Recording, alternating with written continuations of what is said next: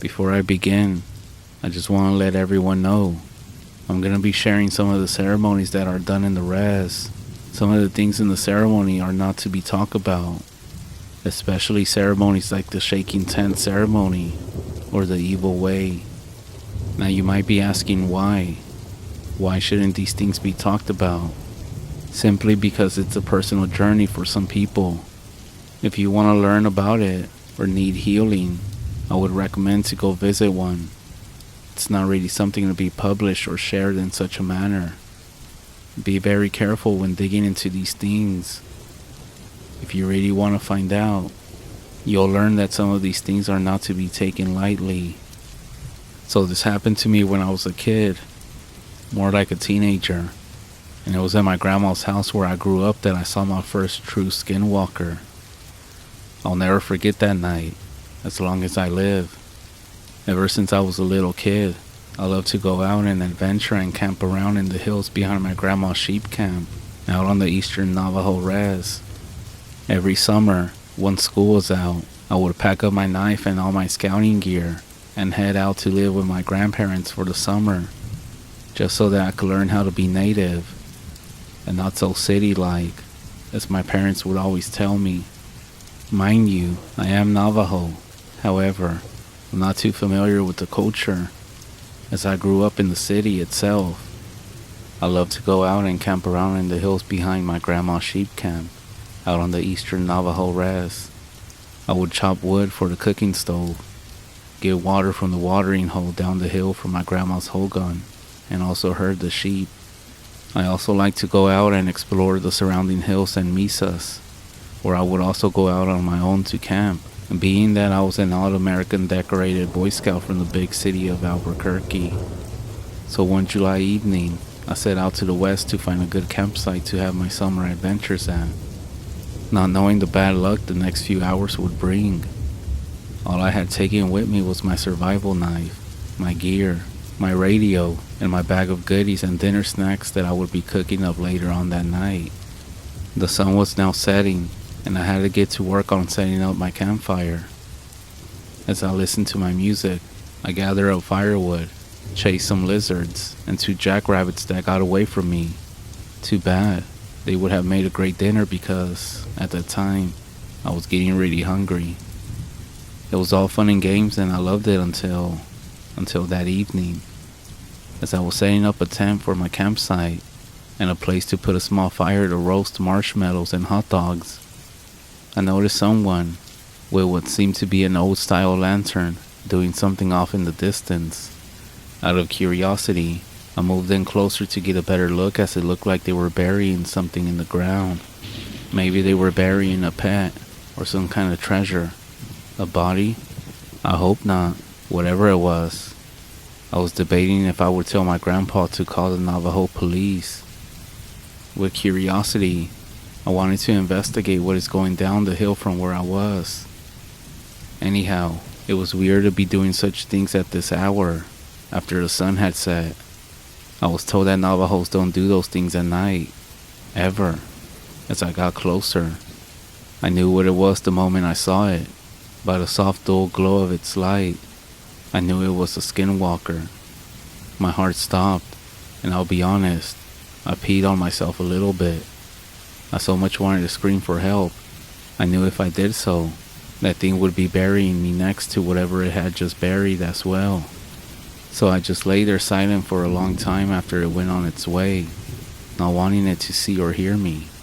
After a while, I took a good look around, making sure that the coast was all clear. After that, I made my way back up the hill, back to my tent, and prayed until I fell asleep, never once starting my fire.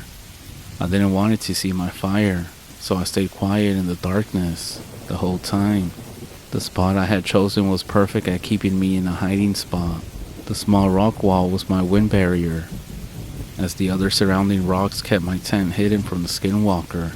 I was 2 miles from my grandma's place, and I didn't want to travel back in the darkness of the night with that thing lurking out. So I waited until sunrise. Then I went home after a quick nap. I was so tired from staying up all night, so when I woke up, I gathered my gear, covered up my fireplace along with my tracks, and ran back to my grandma's hogan. It was a little bit after midday when I finally got home. As I told my grandma what I saw, I got myself into more trouble by doing so. She and my grandpa were so mad at what I did and what I saw, so much so that my summer was now over, basically. I had to have a medicine man pray over me for 3 days and nights. It was known as a Navajo blackening ceremony, and it had to be done over me to chase away the evil that I had witnessed and got in contact with. What the medicine man told me next is something that I'll never forget. He said that the thing touched me while I was sleeping, and it also knew who I was. I guess when I woke up from my nap, I didn't notice the footprints it left beside me. Apparently, as I slept, it did its witching on me as well, and I thought they only did their evil at night. We later found out in another ceremony that thing was sent by a close family friend to my grandparents, and it was doing a witching towards them both to try to get their land and livestock from them. After finding all of that out, the medicine man had to do another ceremony. It was called the Evil Way, to send all that witchcraft back to the ones that were doing all the witching. After all was done, while he was packing up, the old Navajo medicine man told me a story about when he was my age. As he sat there eating a donut and drinking his coffee that my grandma made him, he told us how he would help his grandpa to do prayers and ceremonies for needful people at his grandpa's hogan. He said that one time, the first time that he saw a skinwalker shapeshift in front of him, he and his cousin were chopping wood for the ceremony's fire when they noticed a strange shape coming up to the hogan. He said that they both screamed into the night as they both ran inside to tell his grandfather that a skinwalker was coming to get them all. His grandfather just laughed and told the boys to calm down and not to be afraid, and that fear is what evil feeds on. He then told him to sit down and pray, and that no matter what, do not look at the evil or its face when it comes inside the holy place. Soon enough, this thing stepped inside the hogan and began to speak in Navajo to his grandfather. Its voice was very rough and shaky as it said hello in Navajo. It continued to speak in a polite manner and even introduced itself and spoke of its Navajo clan. Then it got down on its knees and begged for forgiveness. As this thing, this man, broke down and cried to the old medicine man, his grandfather patted the dark stranger on his head and back, blessing him with the smoke, the water, and the eagle feathers. They prayed for forgiveness, and they spoke of how the stranger would make a change into his new life. Then the old medicine man took some things and tossed them all into the fire, along with some cedar, to send the evil on its way back to the darkness. At that very moment, one of the visiting people in the meeting stood up and began to scream and curse at everyone in the room. With the eagle feathers in hand, the old man calmly splashed the blessed water into the deranged woman. At that moment, that person fell to the ground, ripped off her clothes, rolled into a ball, and crawled out of there. That was the first time I saw a naked woman, and to be honest, it scared me. The medicine man laughed to himself as he took a final sip of his coffee. He then said that they later had to track down where that witch had gone and take care of her and her witchcraft ways, basically meaning that they had to kill this woman, which was a skinwalker. After that story and that moment, well, it all sounds like adventurous fun and games, right? But as I later found out, it all comes at a price, a very dangerous price. But that's a story for another day.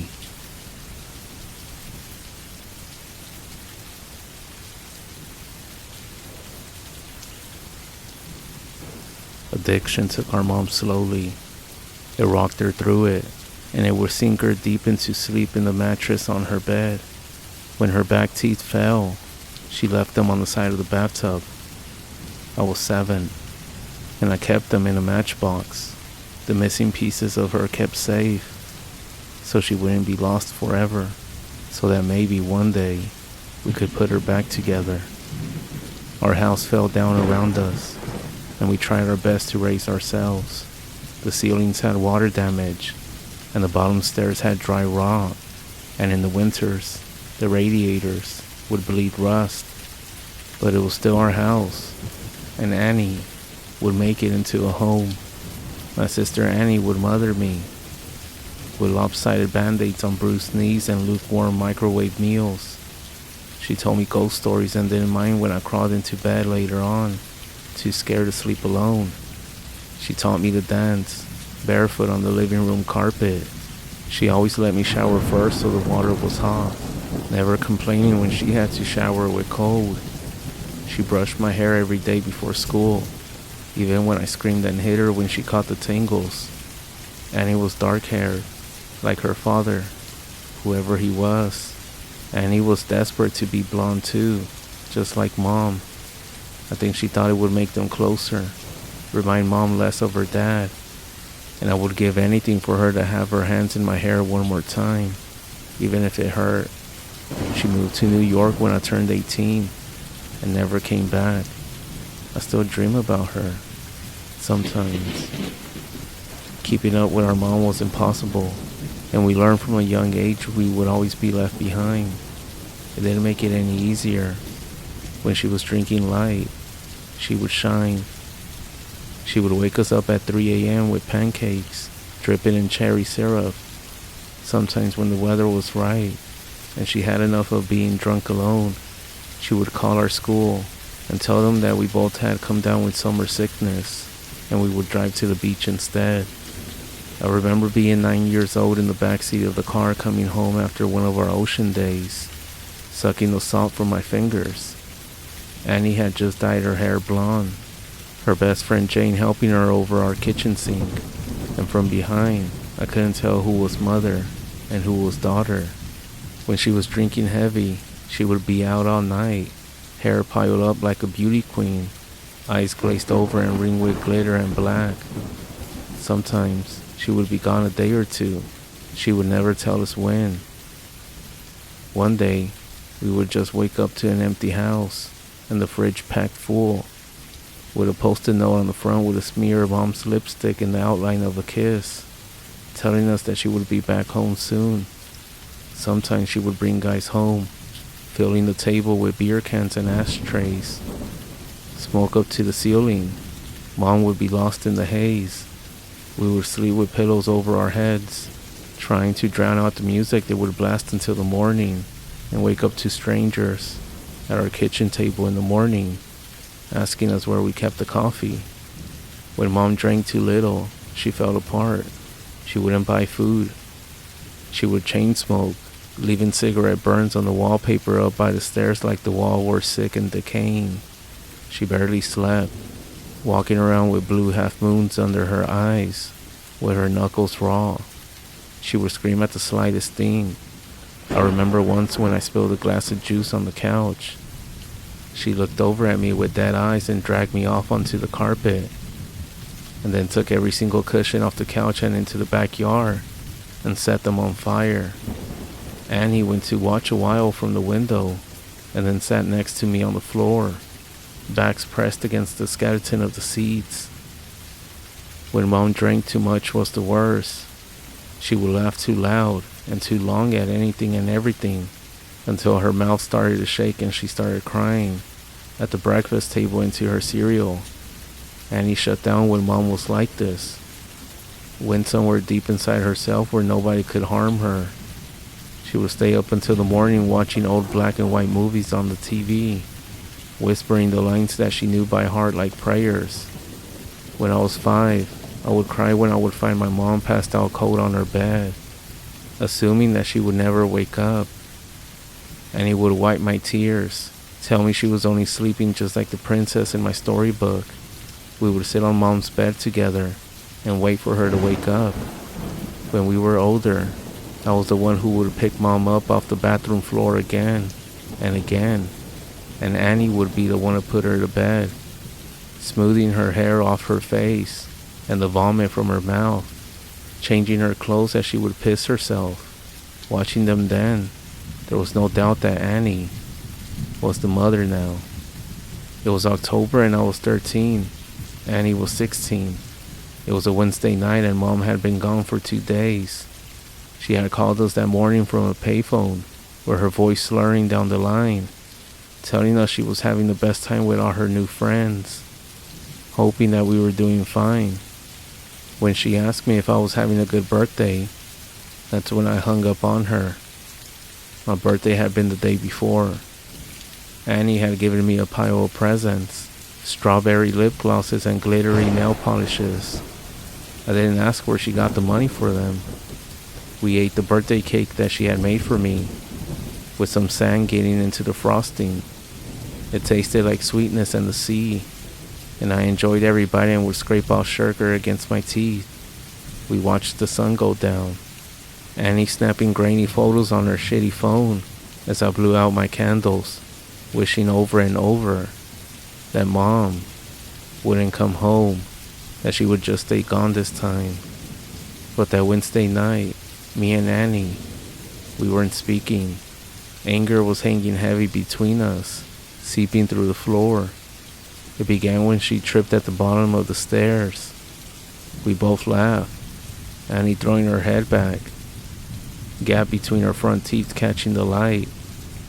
When I went down to pick her up, I caught a glimpse of her breath, warm against the freckles on my cheeks. I let go of her arms and she fell again, hitting the floor and grinning, shaking her hair from her face. It was the smell of whiskey. I couldn't start picking her up too. I couldn't watch her fall again and again. And just like Mom, I knew that she would never get back up. I stared down at her, blonde hair falling into her eyes, and all I could see was our mom. And then I was running, feet slamming the hallway like heartbeats turning loose. I ran for the kitchen and tipped every bottle we had down the sink, shoving Annie back as she fought to stop me, catching liquor on her fingers as it fell. She grabbed my shoulders and made me drop the very last bottle. It smashed between us on the floor, pieces of glass shining like we had dragged the stars out of the sky and broken them, pieces we could never put back. Outside through the open windows, the sky turned pale gold. I cried then, watching Annie on her knees picking up the pieces. That was Annie, always trying to fix things, even when it was too late. The smell of food dragged me from my room, stomach turning inside my rib cage. Annie was cooking pasta, real food, not made in a microwave. She had set the table, Annie gently swaying her hips as she stirred the tomato sauce, rich and warm. As we ate in silence, with every bite I would forgive her.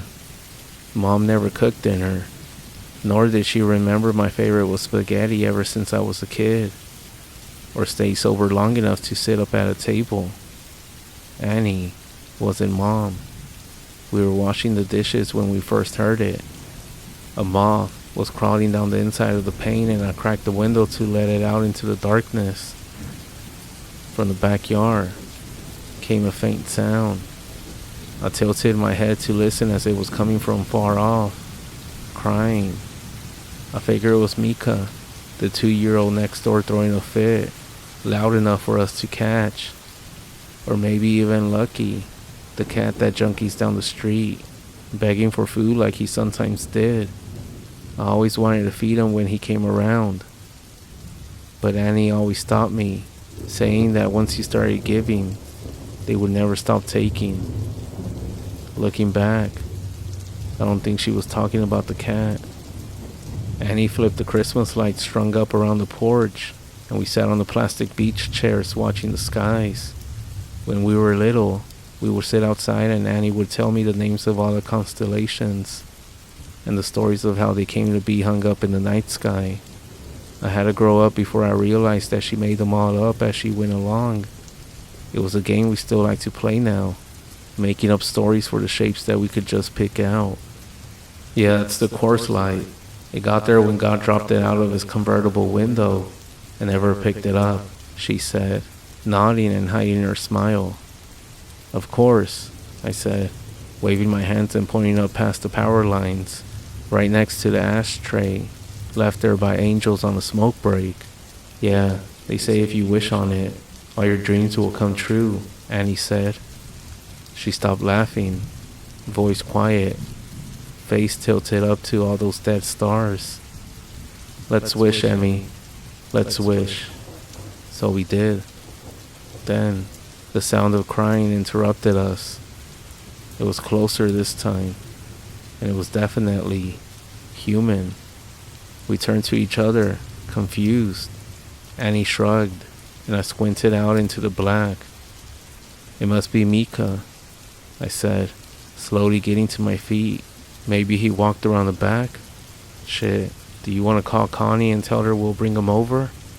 Annie didn't reply, and I sighed, rolling my eyes. Guess I'll do everything then. I stepped off the porch, grass soft against my heels. The air smelled like it might rain, fresh and clean and growing. A promise unfulfilled. Annie's voice was strained. I turned to her, smiling. It died on my face when I saw the look on her own. Get inside now. She was staring out into the dark past me, opening the door with one hand behind her. I froze, barefoot in the dirt. I had found what she was looking at. In the bushes by the back fence was a person, crouched with their knees tucked up neat under the chin, arms wrapped around legs. Their mouth hung wide, softly opening and closing as he cried, like a child, lost in the dark, but as someone pretending, mimicking the sound, open and closed out in the blackness. Suddenly, they got straight, snapping upright, face still hidden by the black. They were tall and thin, too thin to be a normal person. Panic made me move. I was faster than Annie, dragging her inside and slamming the door behind us. Hearing it bounce on its hinges as I locked it, we saw as the person slowly walked towards the house, with steps being deliberate and long. Annie reached for my hand, holding me tight, and turned me to face her, holding my shoulders. Don't turn around. I started to look over my shoulder out into the darkness. Annie grabbed my face hard and shook her head. I knew then that she was being serious. Her voice cracked, and she cleared her throat, gripping my hand tight enough to hurt, nails digging in. I looked down at our fingers interlocked, both of us grown from the same bones. I'm gonna call the police and everything is gonna be... Her voice stopped, stuttering. Tears spilled over her lashes, dripping like the promise of rain. Annie never cried. Your phone's on the porch, she whispered. Her phone was upstairs, charging. That's when a soft, tapping sound filled the silence. Annie turned to the window, eyes becoming wide. It was the sound of someone's forehead against the glass. Slowly, over and over, they started to speed up, faster and harder, skin meeting the glass until they were slamming into the window hard enough to shake the panes. The tapping stopped, and I was about to ask Annie if I could look now when she screamed, followed by the sound of cracking glass and the loudest slam yet. Whoever was in our yard had just smashed their face hard enough into the window to break it.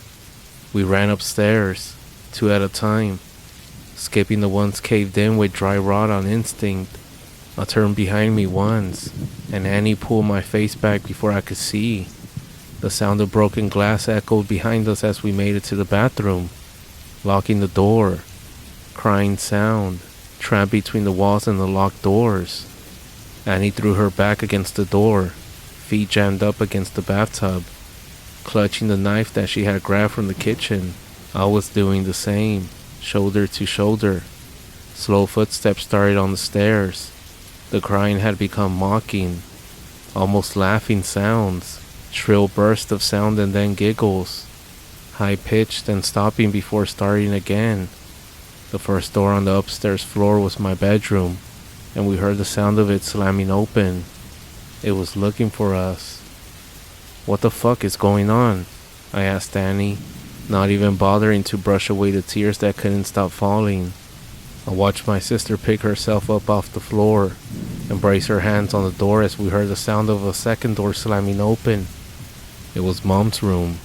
The next room on the hallway was the bathroom. Annie pulled me to my feet and handed me the knife. I shook my head and pushed it back to her, terrified of what would happen if I had to use it.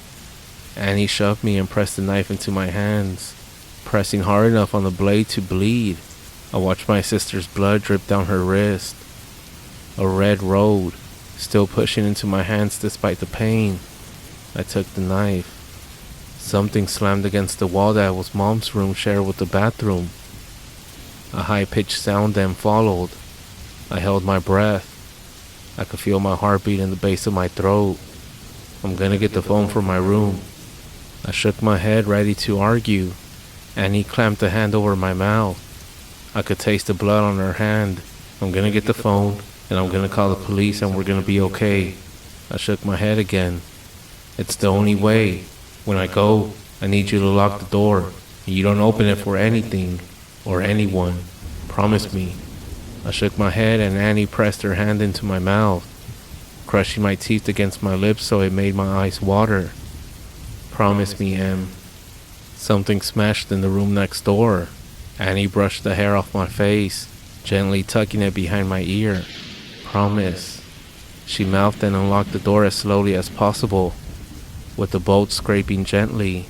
I watched the curve of her shoulder disappear into the black hall outside, and then she was gone.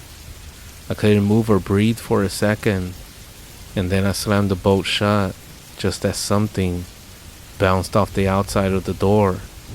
A high-pitched scream followed, with the handle shaking up and down hard enough to pop one of the screws. I watched it roll towards me on the tiles, and then silence. I sat with my back to the door, holding the knife and wishing I was holding Annie's hand instead. Still silence. Nothing but me and my lungs slowly filling the room with my breath. Em, came a voice through the door. I was shocked. My hand started gripping the knife. Honey, what's going on? Mom? My voice cracked. Mom, is that you? I wrapped my arms around myself, shaking, trying to keep myself still. Sweetie, it's okay. Just open the door. Just let me in. The handle started shaking again, except this time it was more gentle. Just let me in. It's alright. She banged on the door and I took my handle off the bolt. Honey, I'm sorry. I'm sorry I missed your birthday. Please. Her voice broke and she started to cry. Just let me in, sweetie. I'm so sorry. I screwed my eyes shut. She sounded so sad and so lost. I just wanted her to hold me like when I was a kid, and I would come in off the swings with a scraped knee. Maybe this time, she did mean it. Maybe it was all gonna be okay. And that's when my hand found its way to the boat. My sister's voice came through the door, warm and gentle. Emily, let us in. It's all okay. My hand froze on the bolt, and I tightened my grip on the knife. Annie never called me by my full name. That's when a hand banged on the door, with the handle rattling. Emily, let us in.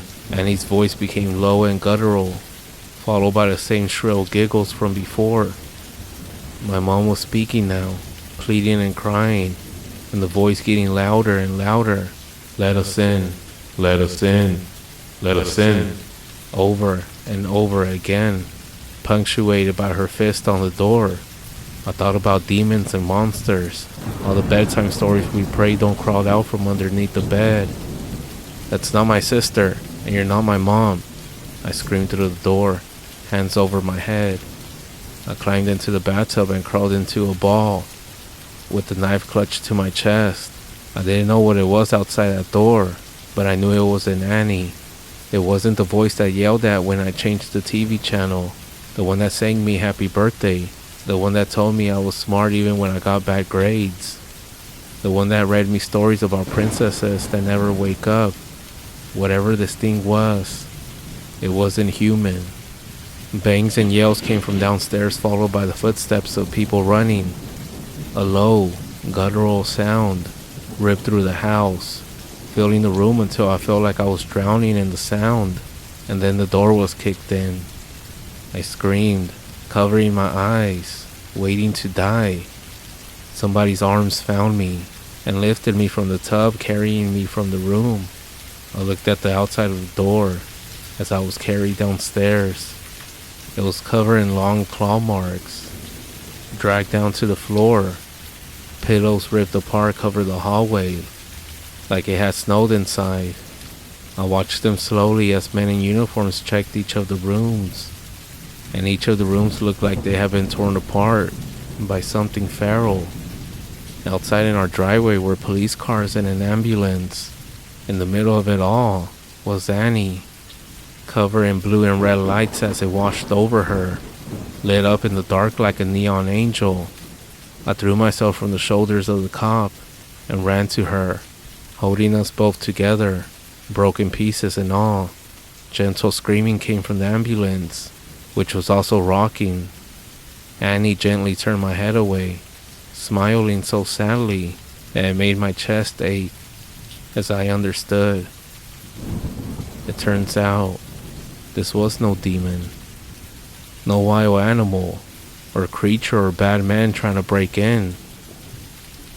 It was just Mom, out of her mind on alcohol and drugs and everything else in between, coming to the end of a week-long binge. Something had finally broken inside her head, and this time we couldn't put her back together, no matter how hard we tried. Sometimes you fall one last time and you never get back up.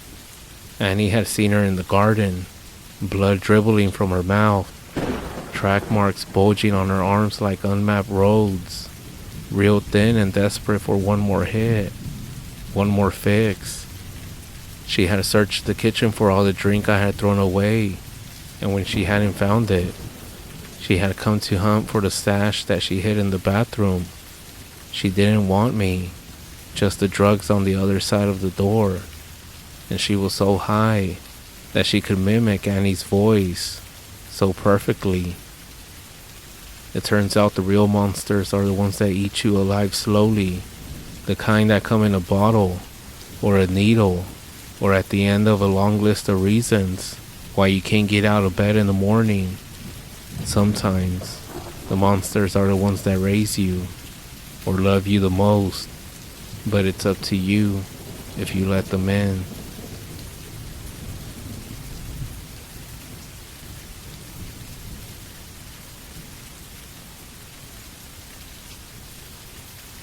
I had a dream. I'm not sure what it meant, or if it was real. Well, I know it wasn't real, but I'm pretty sure something was going on. Let me start this off by saying that I am deeply curious about the unexplained. Those topics don't often make appearances in my dreams, let alone to this level of detail. It was an unremarkable evening a few years ago. I can't recall any distress or commitments the next day that would have disrupted my sleep or dreams. And I also hadn't been drinking. I simply fell asleep at a normal hour, just like I would every night. The dream began with me asleep on the floor of a basement that I'd never been in before. It looked very familiar, but it wasn't a perfect match to any basement that I've been in. I then woke up wrapped in a blanket, an old flat pillow under my head. My back hurt and my eyes felt itchy. Even though I didn't have glasses on, I could see perfectly well after rubbing my eyes. The room was dark, except for a single blue light that I assumed was coming from a TV or a game console or something. All around me were other sleeping people that I assumed were friends of mine. They were all laying on the floor, but nobody was moving or made any noise. I glanced over to the stairs at the back of the room, and my blood ran cold. There was a strange figure, stocky and standing at about shoulder height, walking across the room. He was draped in what it looked like a purple bedsheet with yellow patterns on it. His skin was a dull brown-green, and his face seemed almost frog-like. He had front-facing white eyes, with no pupils and a long slit-like mouth. A long black beard hung down from his chin over his chest. He was wearing some kind of hat that curled backwards behind his head. His arms and fingers were long and thin, and protruded from his baggy sleeves. His movements were unlike anything I've seen in my life. It was almost like someone moving underwater. I couldn't see his feet, so it looked like he was floating along the ground. His arms were moving very smooth at his sides as he quote-unquote walked. That's when he turned his head to face me, and that's when I heard his voice. "Can you see me?" I didn't hear a voice say it. It was like the words were in my brain, but I didn't put them there. I could tell they came from him though. I nodded. I was a bit scared, but I had this gut feeling that he wasn't dangerous, which is what actually kept me from panicking. In my head, I thought about what I was going to say, and was alarmed when he answered me in the same manner as before. "I can see you," I said. "What are you doing down here?" And he just repeated, "You can see me." "Yes, I can see you. Is everything alright?" There was silence. "Yes, don't be afraid." I stood up and walked over my sleeping friends towards him. As I did, I replied, "I'm not, but who are you?" His answer still lingers inside of me. "I am you, in a way. I control you. We are each other." Immediately, this strange warmness rose in my stomach. I was overcome with this feeling of joy and friendship. "So you control me, like a video game." I even did the hand movement of holding a controller for him, and he made a nervous laugh. "Not exactly. In a way, yes. It's hard to explain, but I'd rather not. But yes, it's nice to see you. People are how we experience. We live inside of you. We don't move around by ourselves." Another pause came as I tried to figure out what to say next. "I have to leave. It was nice seeing you, but you won't see me again." And with that, he was gone. No flash of light, no fading out. He was there 1 second, and gone the next. From there, I woke up in my bed. Nothing strange happened since then. No missing time, no marks or changes in my life. I just moved on, and sometimes I'll think about it, but I have yet to see him again. I did tell this to a friend, and what he told me kind of stood out. When we're dreaming, we're in the spiritual side. This plus the fact that this thing is hideous leaves no other conclusion that you were having a talk with a demon that is possessing you. They're not supposed to be seen. That's why the demon was surprised. As for how it does control, this thing is whispering thoughts into your mind the same way that they communicate. Only when this is happening during the day, you have no way to know. Almost like when you tell yourself, "These aren't my thoughts or what I'm thinking. I'm not sure what to think."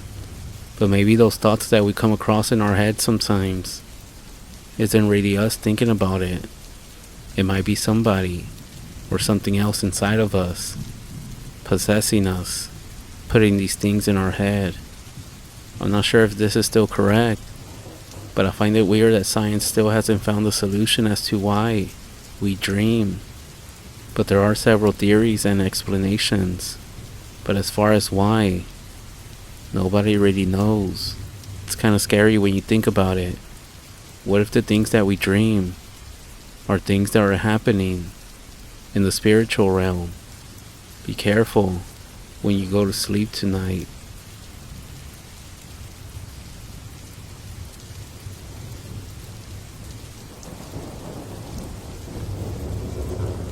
My boyfriend and I were staying in a tiny home in Navajo Nation, right across from Monument Valley in 2019, that was solar powered. It was an Airbnb, and it was one of the last stops on a road trip through Colorado and Utah. There was an outhouse for a bathroom that you had to access by going outside. The area is very beautiful. The tiny home is on a cliffside with a spreading view of all of Monument Valley. Behind it are also large red rock formations with hiking trails. There's also a few homes around, but very spread apart. It has a strong energy about it, and there were some petroglyphs on some of the rock formations around the tiny home. We arrived in the early afternoon and settled in. As night was falling, my boyfriend called his dad to tell him that we had arrived. and also to let him know where we were. His dad had some experience in Navajo Nation, as he's come to the area before to do a sweat tent ceremony, and he told us he always felt off there, well, around the area that we were in. He then told us, watch out for those skinwalkers, and we had both not heard about them before, so we just laughed to ourselves about him being fearful over something unreal. We got off the phone and my boyfriend started looking up a skinwalker. After a few minutes, he looked over at me and said, well, the worst thing that happens is that we can die. And I kid you not, at that moment, all of the power in the cabin went out, completely. It was very dark, and this tiny home had huge glass windows showing the whole interior. While earlier it was beautiful because it showed views of the landscape, now it seemed very scary, almost like walking into a portal, into the unknown. So we were both scared to death, and of course, the only way to use the bathroom was to go outside, despite our efforts to contact the Airbnb owner, likely because of the late hour. Also, since we were only staying for the night, we decided it wasn't worth to make an argument. However, we both did sleep poorly that night. We tossed and turned, unable to find rest, and I swear, we would hear noises echoing outside. We didn't know what the noises were. We just ended up right next to each other, too afraid to even glance towards the windows for fear of what might be out there. We don't believe in the paranormal, which is why we laughed when my father-in-law said to watch out for skinwalkers. Thankfully, nothing happened from there. As soon as the first light of dawn broke through the big-ass windows, we spent no time in packing up our belongings, and I'll be honest, we didn't even bother brushing our teeth or using the bathroom again. We were just trying to get the fuck out of there as quickly as possible. However, as I was taking some stuff outside to the car, I saw a pack of feral horses standing right outside of our window. They weren't right next to the window, but they were across from it, and one of them felt like was staring into my soul. I went outside to take photos, and I felt like it was trying to lead me away back into the large red rocks. It truly felt like there was energy in that area, almost like it was reminding us that it was there, it's still alive. Especially because we scoffed at it. Overall, it was a really cool experience, but it was a bit humbling and a little scary as well. After we left, my boyfriend called his dad again, and I won't forget what he said at the end. He said, whatever you think it was, you didn't see it, and you don't talk about it. Don't give them power.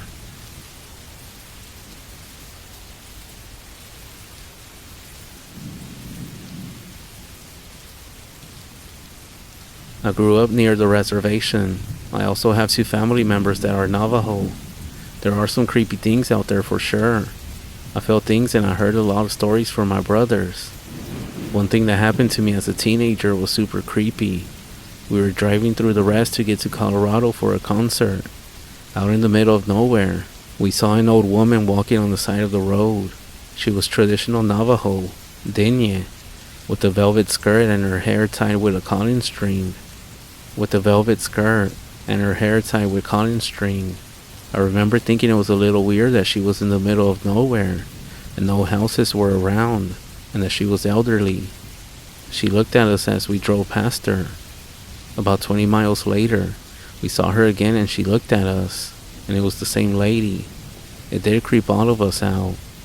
It might be possible that she had a twin or something, but I'm good with faces, and it was the same woman. I do wonder what would have happened if we had stopped. All I know is that when you see somebody twice, it means something. Like either someone is trying to draw you. Like when you see the same dog or person twice, it might seem wrong that we didn't stop and actually offer her a ride. But growing up around the area, we knew it wouldn't have been appropriate. Plus our car was full. She didn't look like she was in distress or anything. And when we saw her again, none of us said anything for a while. We were all so creeped out. Her face was also blank. Not friendly or unfriendly, just blank. I told my brother, he's my husband's half-brother, and is half Danish, and he said she was likely a spirit. I will add that he didn't think it was scary. He said that she was more of a guardian spirit. He is Navajo, and his father is very active in the tribe, and he was raised very traditional. All I know is that everybody in the reservation always says, if you see something that you're not supposed to see, you didn't see it.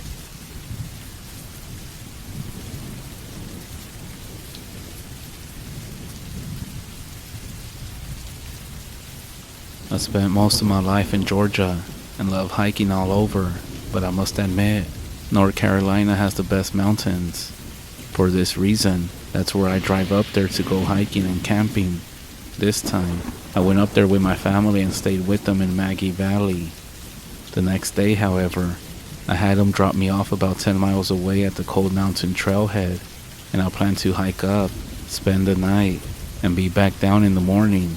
I was by no means inexperienced at hiking or camping, but I had never camped alone. On top of that, I didn't bring a gun with me, something I won't go without now. On the way up, the trail was very tiring, not even steep. I hiked some steep stuff out west, but more like a ton of ups and downs and feeling like it wouldn't end. Eventually, it began to get darker, and I realized I needed to stop and set up right now that I still had light. So I stopped about half a mile short of the summit, and I figured I would continue in the morning. Nothing eventful happened. I set up camp in a really good spot. I ate my food and went into the tent. At this point, I realized I hadn't ran into a single other person my entire way up. This wasn't eerie at the time, but soon would be. I had trouble sleeping, and I lay awake for about an hour trying to sleep. During this time, as I was drifting away, I thought I heard someone lightly walking around the general area because of the rhythm of the footsteps. I brushed it off as my mind running wild, but I did pull my big old knife out of my bag and put it next to me in the sleeping bag. The morning came, and I woke up and ate oatmeal. As I was eating, I looked over at my tent, and that's when I noticed a strange bundle of dried twigs and berries tied with green cord propped against my tent. Inside of me, I was pissing myself, but I packed up all my shit and took off within 5 minutes. And damn right, I didn't even bother going to the summit. Instead, I went straight down. On the way down, I realized there was a pretty heavy fog, and I ended up on a side trail that eventually ended, and I was lost. I had to use a compass to eventually find the trail again, and I made it out with no other incident. However, I came to find out the same morning that a 27-year-old died on the same section of trail as me, and it's possible I would have ran into him had I not gotten lost and rejoined the trail later. I have looked around, and his family seems to have scrubbed the internet of several of the articles on him. His name was Chad Seeger, if anyone cares to look him up. On many of the articles, people mention about getting lost on the trail and the fog. I'm not sure if there was some sort of connection with what I found beside my tent and Chad Seeger disappearing. What if there was somebody out there? Or something. I'm not sure what happened. But what if there was only 3 of us in that area? Me, Seeger, and whoever put this thing beside my tent. The scariest part for me was knowing that someone or something knew where I was and was watching me, and I had no clue about them. I love camping, but after my most recent trip, I don't think it will ever be the same. I set up my tent on nice, flat ground and collected some wood for a fire. The night came with all its nightly sounds, and I relaxed at the owls and chirping crickets. Even better was the fact that no one else was around. Hell, it was subtle. I almost missed it. The voice came from deep within the woods, and for a moment, I didn't believe what I was hearing. It sounded almost like a female, but strange enough, I just couldn't tell. Please help. It continued. I shined my flashlight between the bushes and walked around. To be completely honest, even as a grown man, I was paralyzed with fear. So, I did the responsible thing and called the local police. That's when things went from being odd to very, very weird. The police actually told me to ignore it. I explained to them that someone could be injured and maybe needed medical attention, but they assured me otherwise. When I kept pushing and asked why, they told me, "Sir, if you ever hear that voice again, ignore it, do not respond, and do not approach." Well, I did hear it again, but I didn't ignore it. It was almost midnight when I heard the voice a second time. I awoke to someone whispering, "Help," and it sounded like she was just outside my tent. I went outside to check and no one was there, but the voice continued from a distance. "Help, please." Again, I grabbed my flashlight and looked around the area I was camping. I was too afraid to follow the voice into the woods, especially since the authorities themselves avoided it. But I struggled morally, trying to decide whether I should go and help this person or listen to the police, who were concerned for my safety. But then, I heard another, different voice. This other voice, which also seemed to be coming from the woods, was an octave lower. Unlike the first one, which cried for help, this one was loud and demanding. "Quiet. The other voice demanded.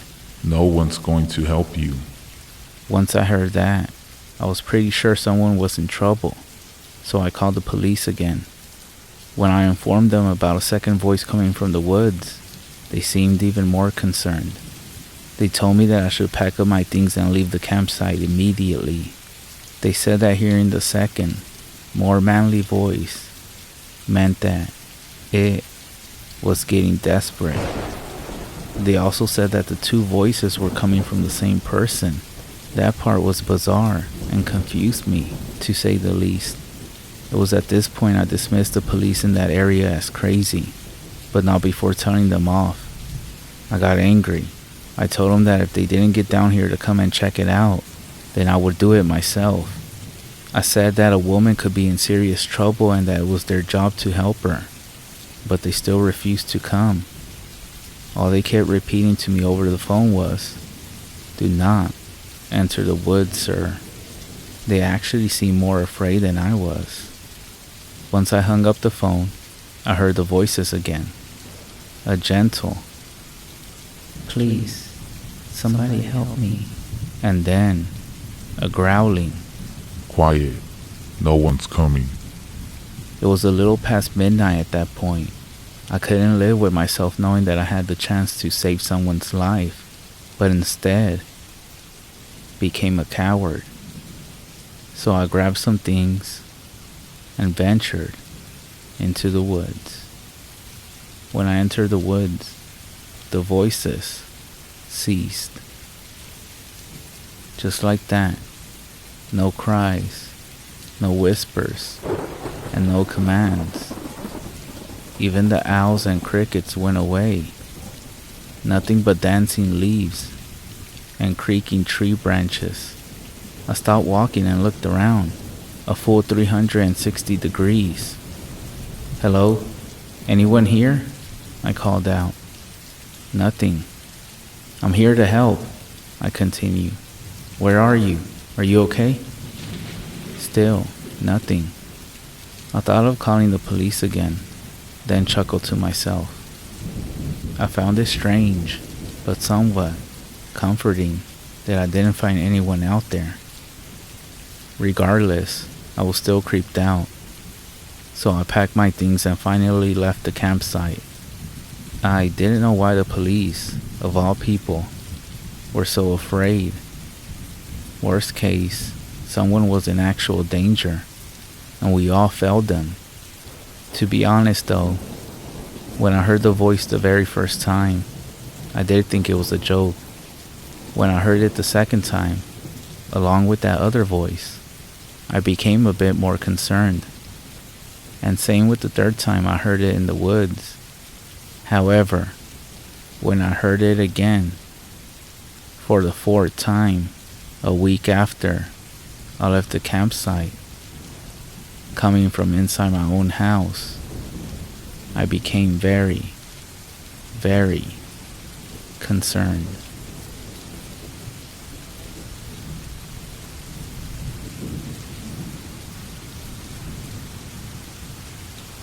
This event happened just south of Polaca, Arizona, within the Navajo reservation.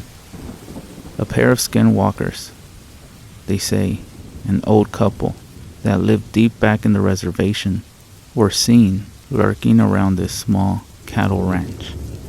2 heifers had disappeared recently, one of which was discovered down by the creek and mutilated. The man who owned the ranch, his 2 sons, and his brother armed themselves and went out to try to run them off. One of the sons, not yet 18 years of age, was searching out beyond the barn when a dark shape, materializing from the darkness itself, loomed up in front of him, almost nose to nose. As the boy attempted to raise his rifle, the figure raised its hands up to its face as if it was going to yell something. The boy, trying not to look at it in the eyes, then felt something rush into his face like dust or sand. Even though he tried not to, he ended up taking a breath and some of it was inhaled in. Immediately, things went dark and he started experiencing hallucinations. The others found him only minutes later, on his knees, holding the sides of his head, and his eyes rolled back. He fell to the ground and went into some sort of trance. His body limp, and he became unresponsive. They carried him back to the house, and they summoned the local medicine man, who came and said some prayers over him, but he told the others there was nothing to be done but to wait for the dust, traces of which were still on his face and his shirt, to wear off. He promised he would come back the next day when the sun was up and bless the Hogan. Later, after he had regained consciousness, the boy swore to the others that he was the victim of a dog-faced creature. He described it as not quite as tall as he is, thin and scraggly, with patches of mangy and dark hair, a canine snout only shorter than a dog's, and with the smell of rotten eggs or worse. He said he doesn't recall anything more before passing out, other than not being able to breathe and having no control over his own body.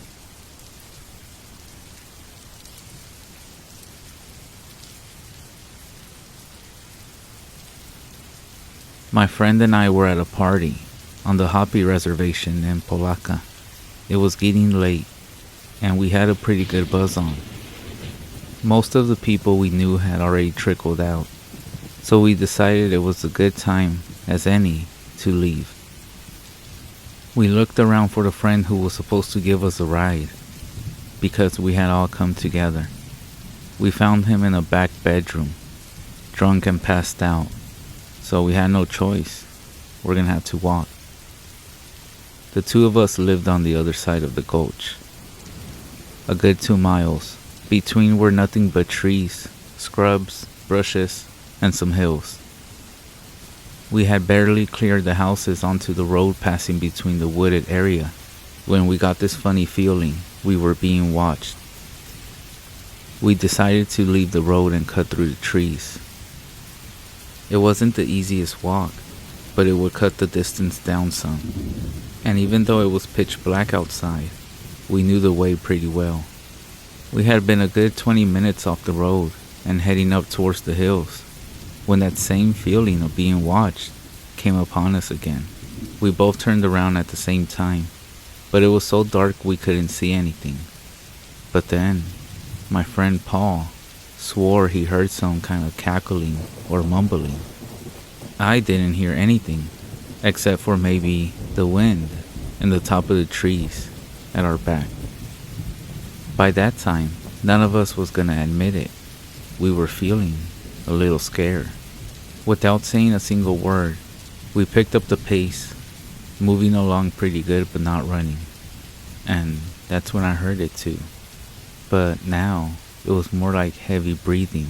Paul then grabbed my arm and gave me a tug forward. We took off running straight up the hill, which wasn't that big, but it was still enough of a slope so I wasn't feeling it in my legs. And on top of that, I was drunk. Think about this for a second. Running up a hill, at night, drunk, complete darkness, and as you're running, you hear footsteps behind you, and heavy breathing. Whatever it was though, stayed with us every step of the way. Right at the top, Paul and I stopped and turned around, expecting the thing to be right on us. But we were standing there, huffing and puffing, and looking at nothing but darkness. A few seconds passed, and then we heard a thin laughter, as if it was coming from down the hill and back from where we started running. We decided to keep moving and put some distance between us.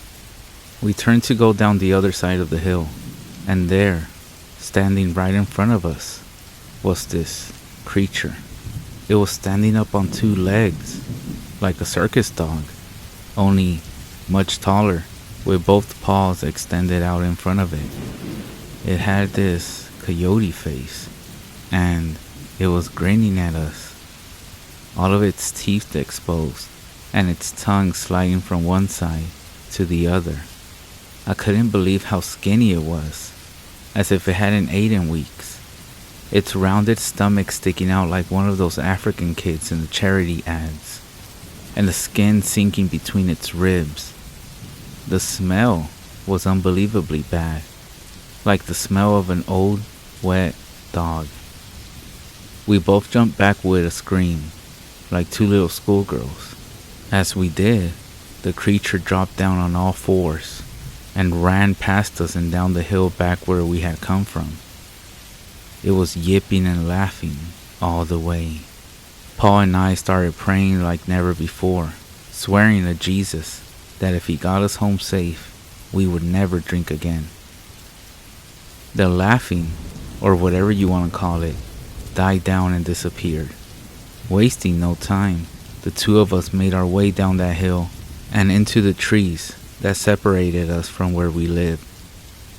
As we walked along, we were trying to convince each other everything was okay. It was only a coyote out searching for a meal. We scared it jumped up at us, and then it ran away. We started feeling better about things overall. We got across the open field and into the trees. We made it all the way through there without anything else happening. However, just as we stepped out towards that first backyard that we needed to cut through to get to the street, we heard this unmistakable chatter, like some little monkey laughing, coming out of the trees just behind us. It was followed by the sound of something moving through the branches and twigs. My friend Paul then yelled out some words that he said that his grandmother had taught him, and just like that, the noise ceased and it got real quiet. He then grabbed my arm again and we ran. We ran as fast as we could through that yard and out to the road. We ran straight for the house where Paul lives with his grandmother. When we got there, we found her awake and sitting in the kitchen with only a small candle for light. She was burning some cedar.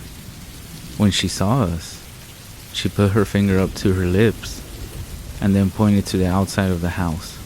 Her lips were moving, but silently. We stood there still for a minute or two, and then she spoke out loud, saying it was okay. She then said a prayer, and that the skinwalker was now gone. I have no idea how she knew, and I didn't care. Needless to say, I spent the rest of the night there, sleeping where I knew I would be safe.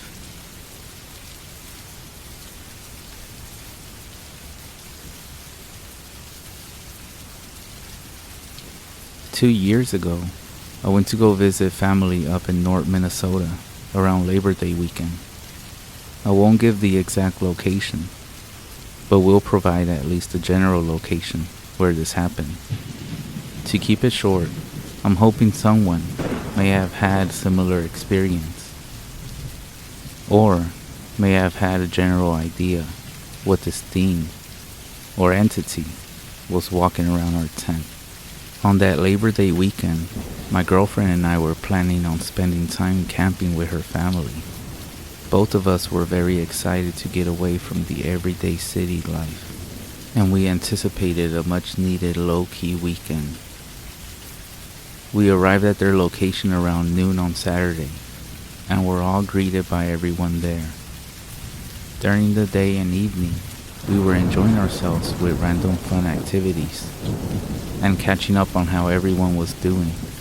As the night started to settle in, we were all near the campfire for a few hours until 11 p.m. Eventually, the family and ourselves called it a night, and we all headed to bed. My girlfriend and I were offered to sleep in a bigger size 6-person tent. It belonged to a relative who I will call Mary. It was a kind gesture at that time, as we only brought a 2-person sized tent. Having that additional space for our belongings and our air mattress was a nice added feature. Mary's tent was positioned not too far from the campfire and the rest of the family. The family did a wonderful job clearing and maintaining the area for their smaller RVs and additional tents. To the back of the tent, about 20 to 30 yards, is where the woods started with semi-thick brush and trees. Us three were laying down chatting, and eventually they both fell asleep. For some reason though, I couldn't sleep, so I was on my phone passing time, hoping to eventually drift off to sleep. This is when I heard a faint noise in the woods about 40 yards back. I dismissed it right away, as deer are known in this area, and I continued to space off on my phone looking at random things. About 10 to 20 minutes later, I heard something get closer to our tent. I could hear twigs snapping and moving between bushes getting closer to our area. This started to get my attention, as I could start physically feeling a faint shake in the ground as this thing was wandering around. Moments later, this thing was about 10 yards away from our area, walking, running back and forth. Whatever this thing was, with each step it took, I could physically feel the vibration from the ground. This thing was big, and the best way to describe this feeling is if you went to a live rock concert and you felt the kick drum hit your body. At this point, I was a bit terrified, as I was trying to follow the footsteps, walking or running at the back and the side of the tent. This thing got at least 5 yards near our area, and then suddenly it stopped where Mary was sleeping at, near her tent. The hairs on the back of my neck stood up, scared of what this thing was going to do next. I shit you not, a few seconds later, Mary shot up from being dead asleep. She gasped for air and was calling our names to wake us up. You could hear her voice. She was terrified. This thing hightailed off back into the woods. Both of us were very startled at this point. The woods had become dead silent, and eventually we got enough courage to look outside. We saw and heard nothing, and about 30 minutes later, we ran to the shop to grab a shotgun. Another anomaly during this whole thing, while we were alert and awake, Mary mentioned during this time I was awake that she was having a dream.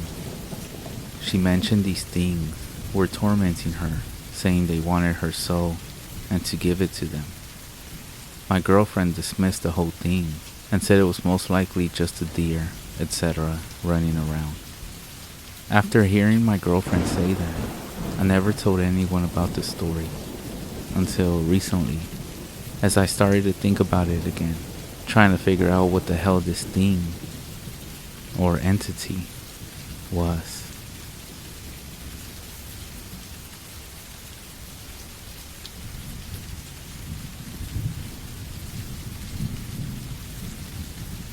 The one and only time I went hunting was with my father when I was 11. My mom didn't work, so it was up to him to provide for us. My entire life he worked more than he was at home. When he did come home, he would drink in front of the TV, too exhausted to do anything. The years crept up on him, and he finally noticed how old I had gotten, and how I was already shaping up to be a disappointment in his eyes. I was small for my age. I stayed inside to read instead of playing sports. My body was so frail I got sick often. When he finally truly looked at me for the first time, he didn't recognize the son that lived in his house. Therefore, he thought that hunting would be the answer. If I would man up and shoot something, maybe I might grow into the person he wanted. We never really spent any time together. Hunting with my father felt like being stuck inside a forest with a stranger. What kind of person even enjoys camping? Was I even missing something? My father kept sipping away at a steel water bottle that I knew didn't have water inside. Without it, he never would have lasted the day. We caught no fish at the lake for lunch the first day. Trying out luck, we went into the forest trying to shoot something for dinner. We packed something to eat, but not much. My father worked hard.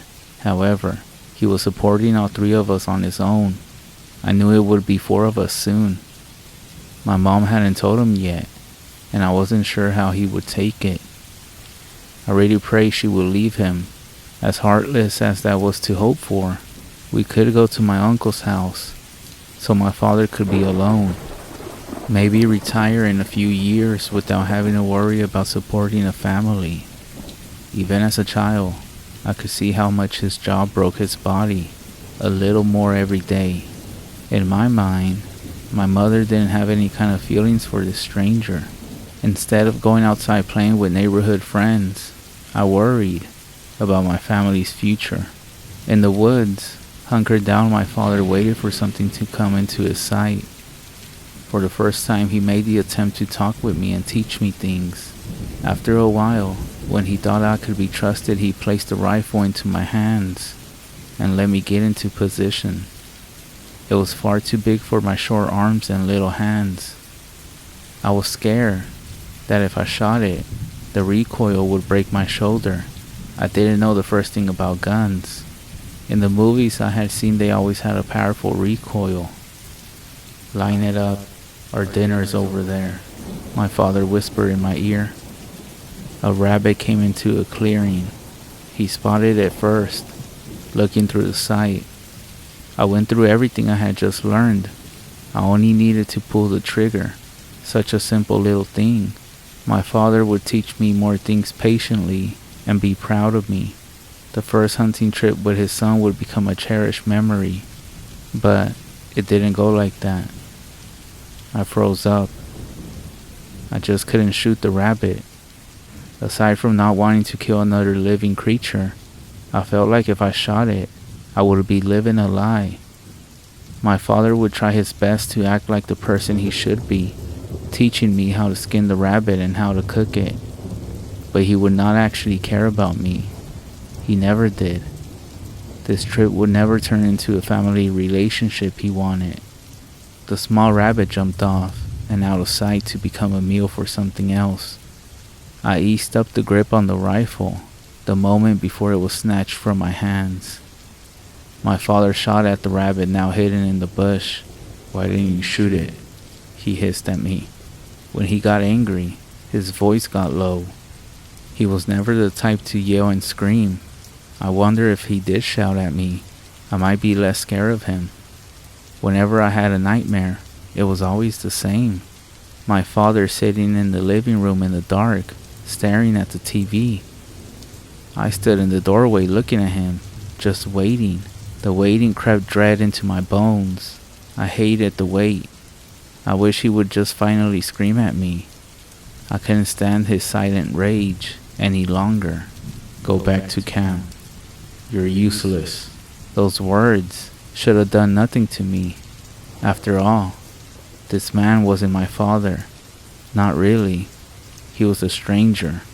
And yet, I felt my face full of shame. But I still didn't regret not shooting the rabbit. I went back to the camp trying to make myself useful. I collected firewood. I cleaned up and did anything else that I thought would make my father happy. I heard the sound of a truck. We parked pretty close by, and my stomach sank at the thought of him just leaving me here. But our gear cost a lot of money. He will leave his son in the woods, but not things he worked hard for. For hours I was alone in the tent. I brought a book along. I nearly finished it by the time my father returned. He smelled drunk and like fast food. I knew he had gone into town for supper and a few drinks alone. I only ate a hot dog and a handful of marshmallows. The arrangement was fine by me. The rest of the night he spent by the fire, just drinking. The scene identical to how he spent time at home, just looking forward yet not taking anything in. He stayed outside even after night fell. I went back into our tent trying to sleep, finding it impossible. I thought about how things would change when my new sibling came, if they ever made it to that point. I feared that my father would try to make sure that he didn't have another mouth to feed. I wanted nothing more to get away from that man, even though in a way, he had never done anything to me. The nothing made me feel as if something was coming. At some point I fell asleep, but some rustling outside woke me up. In my drowsy state I sat up hearing my father's voice outside. Take him, please. Not me. He was crying. The man that I didn't know a thing about was crying. His voice was very faint, as if far away, more begging and pleading until I heard something that made me scramble into the corner of the tent. He finally broke the silence, and the noise I always dreaded came. He screamed, and just kept screaming as if his life depended on it. Clutching my knees to my chest, tears came to my eyes as I could do nothing but listen. Cracks from the rifle came. Whatever he was firing at, he missed, or it didn't care. The entire exchange only took a few minutes that felt like years. Finally, his voice drifted away, as if he was being dragged at a fast pace. At first, I wanted to stay inside the tent until morning. I cried hard until my throat felt raw and my eyes hurt. When my crying spell stopped, I decided to see if he dropped the rifle. I would need a weapon until I could leave when dawn came. I unzipped the tent only enough to peek outside. The dying fire did not give enough light to see by. I needed to go outside. Finding a flashlight, I carefully got out, hyper aware of every sound around me. Scanning the ground, I saw the hot dogs were still where I left them. If my father was attacked by a wild animal, why didn't they take these as well? Did the smell attract something and decided a full-grown man would be a better meal? I saw no sign of the rifle, only tracks in the dirt where my father made his last stand. I felt sick because I realized he was coming towards the camp instead of the truck when he got snatched away. He was either trying to save me or wanted to use me as bait. Thinking the truck would be a better place to wait until the morning, I started to look around trying to find a trail towards it. I stopped when I heard a voice. Please, not me. Help. It sounded so hurt and awful, but I knew that was my father calling out. For the first time in my life, he was trying to reach me. I abandoned the idea of the truck. I foolishly turned away and went towards the voice. For hours I walked in those woods getting hopelessly lost. I felt sick with fear. Anything could be in the dark, and I only had a small flashlight to protect myself. Whatever took my father easily overpowered a full-grown man. I didn't have a choice if it came across me. I would let my emotions take over and it might get me killed. Then again, I was only a child back then, so I shouldn't be too hard on myself. Please, please.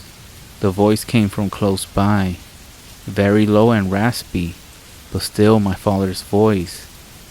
I had been walking for hours at that point. My small body wasn't meant to move this much in the cold, wet darkness. I knew a fever already coming, and wasn't thinking clearly as I walked towards the voice. I didn't even consider it may be someone else aside from who I wanted to find. Coming into a clearing, I started to look around with my flashlight. The small beam of light landed on something that made me choke on air. Someone killed a deer, skinned it, and hung it from a tree. In the darkness, that's what it looked like. I knew what a skinned deer looked like. It's what my mind wanted to see. The kill was so fresh, blood still dripped down onto the grass. I couldn't stop myself from starting to take a shorter and shorter breath when a whisper of a thought came to my mind that the body wasn't a deer. That's not him, I said out loud, only to myself. That's not him, it's a deer. It's a small deformed deer with small legs. Unable to stop myself, I suddenly hunched over and threw up my meal from hours before, mostly bile that stung my throat. Seeing such a sight in the dark made me completely snap. Instead of screaming, I started to laugh, on my knees alone, lost and scared beyond words. Weak chuckles at first, that turned into a cackling, that soon turned into heavy sobs that locked up my chest. It's not him. I was sobbing, holding myself, not being able to look at the body in front of me. After getting another few glances between tears, I saw how different the legs were compared to what deer legs should look like. I only held on to some hope it wasn't my father skinned and hanging from a tree, because I had just heard him a few minutes before entering the clearing. The kill was new, but skinning took a while, even if you knew what you were doing. In the next few moments, I saw why my hope was unfounded. I forced myself to stop crying when I saw a pale face in the dark on the other end of the clearing. The face looked at me through the trees, just beyond the skinned body. I opened my mouth to ask for help, but nothing came out aside from a croak. To my horror, the face came out of the trees with the rest of its terrible body. I didn't understand what I was seeing, even though the pale creature stood out in the darkness. I wanted to believe I was still in my tent dreaming this entire thing. The monster was a thing of nightmares. It was skinny, so much so I could see every bone in its body. It had arms so long they walked on its elbows, the rest of its arms folding backwards, sticking up above its head. The same was for its legs. It crawled on its knees, legs pointed up towards the sky. The pale thing saw me. Inhuman sunken eyes on a flat human-shaped face. Standing up, I thought I could run. It was still a few feet away, and judging from how deformed its body was, I doubt it could move very fast. I only got to take a single step back when it raised an arm. The rest of its arm snapped ahead, easily covering the distance of the clearing. I assumed it couldn't reach more with its entire arm because it was bent back, but I was mistaken. Twisted fingers grabbed the front of my shirt. I was dragged, too in shock to do anything. Raising me up, I met those horrible black eyes. The smell of rotting breath nearly made me pass out. I was so small and frail I could do nothing to fight against this monster. Most likely my father was dead. It would skin me and eat me, and I couldn't do a damn thing about it. The whole situation was so bleak. I surprised myself over what I did next. I started to laugh again. The monster's features twisted in confusion. I still laughed until tears came back to my eyes. And that thing, whatever it was, copied me. It laughed my own voice back towards me, and we both ended up laughing until I physically couldn't any longer. I wish I had an explanation of how I escaped from that creature. I was told later that I had been found on a hiking trail. A week later, nearly starved to death. Even after my body recovered, my mind didn't. Everyone assumed I had killed my father in those woods, and the event just broke me. I wish I could believe that, and that the creature I had seen wasn't real. I don't remember the 2 years after I had been found. I ate and slept, not doing much else. One day, I weakly laughed at a joke I overheard. When the doctors found out I would react to any kind of comedy, they were able to get me to laugh myself back to a new normal. I remember seeing that monster in the woods. Then, I was with my mother and a new little sister. No memories in between. I haven't yet told her about that creature. They found some rope with my father's blood on it. However, they didn't know where his body was, or even how I got up into the tree to tie up that rope to start with. The case was still open, and would be for the rest of my life. I do still want to give a warning to everybody about that thing in the woods. I'm sure it's still out there waiting. I don't know why it let me go. Maybe it was thankful I had given it the perfect voice to draw in others towards it. So if you ever go into the woods and you hear a child laughing, don't go towards it. That's actually the time to leave before it's too late. My aunt told me the story. We're actually related by marriage, so she has a whole new set of Skinwalker stories that I would like to share with you. This story took place when she was a child. My aunt's family lived in a community about 20 miles south of Gallup, New Mexico. The area is far different from where I live. My house is surrounded by desert, and you don't really see trees until you move into the canyon. Bread Springs is a forested area, and it's where our story takes place. Like many people on the res, my aunt's family didn't have running water or electricity. In order to get some, they would have to drive into town and pull water back in large containers. The containers are huge and easily fit in the bed of a truck. Her family would place 2 containers on a long flatbed trailer to make the best of each trip. So her family went into Gallup, filled up the containers, and went around town doing other types of business. Back then, seatbelt laws weren't so strict, and so my aunt and her siblings sat in the bed of the truck as they went around town. It began to get dark, and so the family started going back home. Most roads weren't paved, and so they had to drive very carefully because of the trailer as well.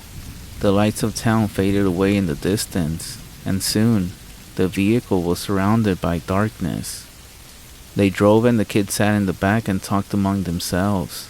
However, that was until my aunt noticed something. There was a figure crouched by the furthest water container on the flat bed. The truck wasn't barreling down the road, but it was going at a speed that would be impossible for anyone to run and jump on. My aunt nudged her siblings, and they all paused to look at the dark figure. They all got silent and squinted their eyes to look. It was too dark to really make anything out, so they ignored her and continued to talk. My aunt kept her eye on the figure and pulled hard on the sleeve of her brother when this thing began to crawl over one of the water containers. The kids all stopped and watched in fear as the figure began to move carefully over the second container. My aunt said that the figure looked like a person. However, its limbs were abnormally long. With these long limbs, it was pulling its body closer to the kids. At this point, they began to scream and cry. They banged on the window of the truck. At this time, the creature was reaching for the tailgate of the truck. Due to the huge commotion that was now going on in the bed of the truck, the driver slammed on the brakes. The creature hit the tailgate and fell down in between the truck and the trailer. The driver rolled down the window and asked what was going on. The kids screamed at the driver to go. They weren't sure they were safe until they saw that the trailer moved up and down as if it ran over something large. When my aunt told me the story, I sat in disbelief. She told me she was uncomfortable when it was crawling on the trailer. A true fear rang through her body when she saw its eyes. I asked her what she meant. She said that they were like teddy bear eyes. I didn't quite understand what that meant until I pressed further. She said that its eyes were shiny. When you shine the light in the eyes of an animal, they reflect back. The brake lights were shining, and whatever they saw that night had eyes that were glowing back.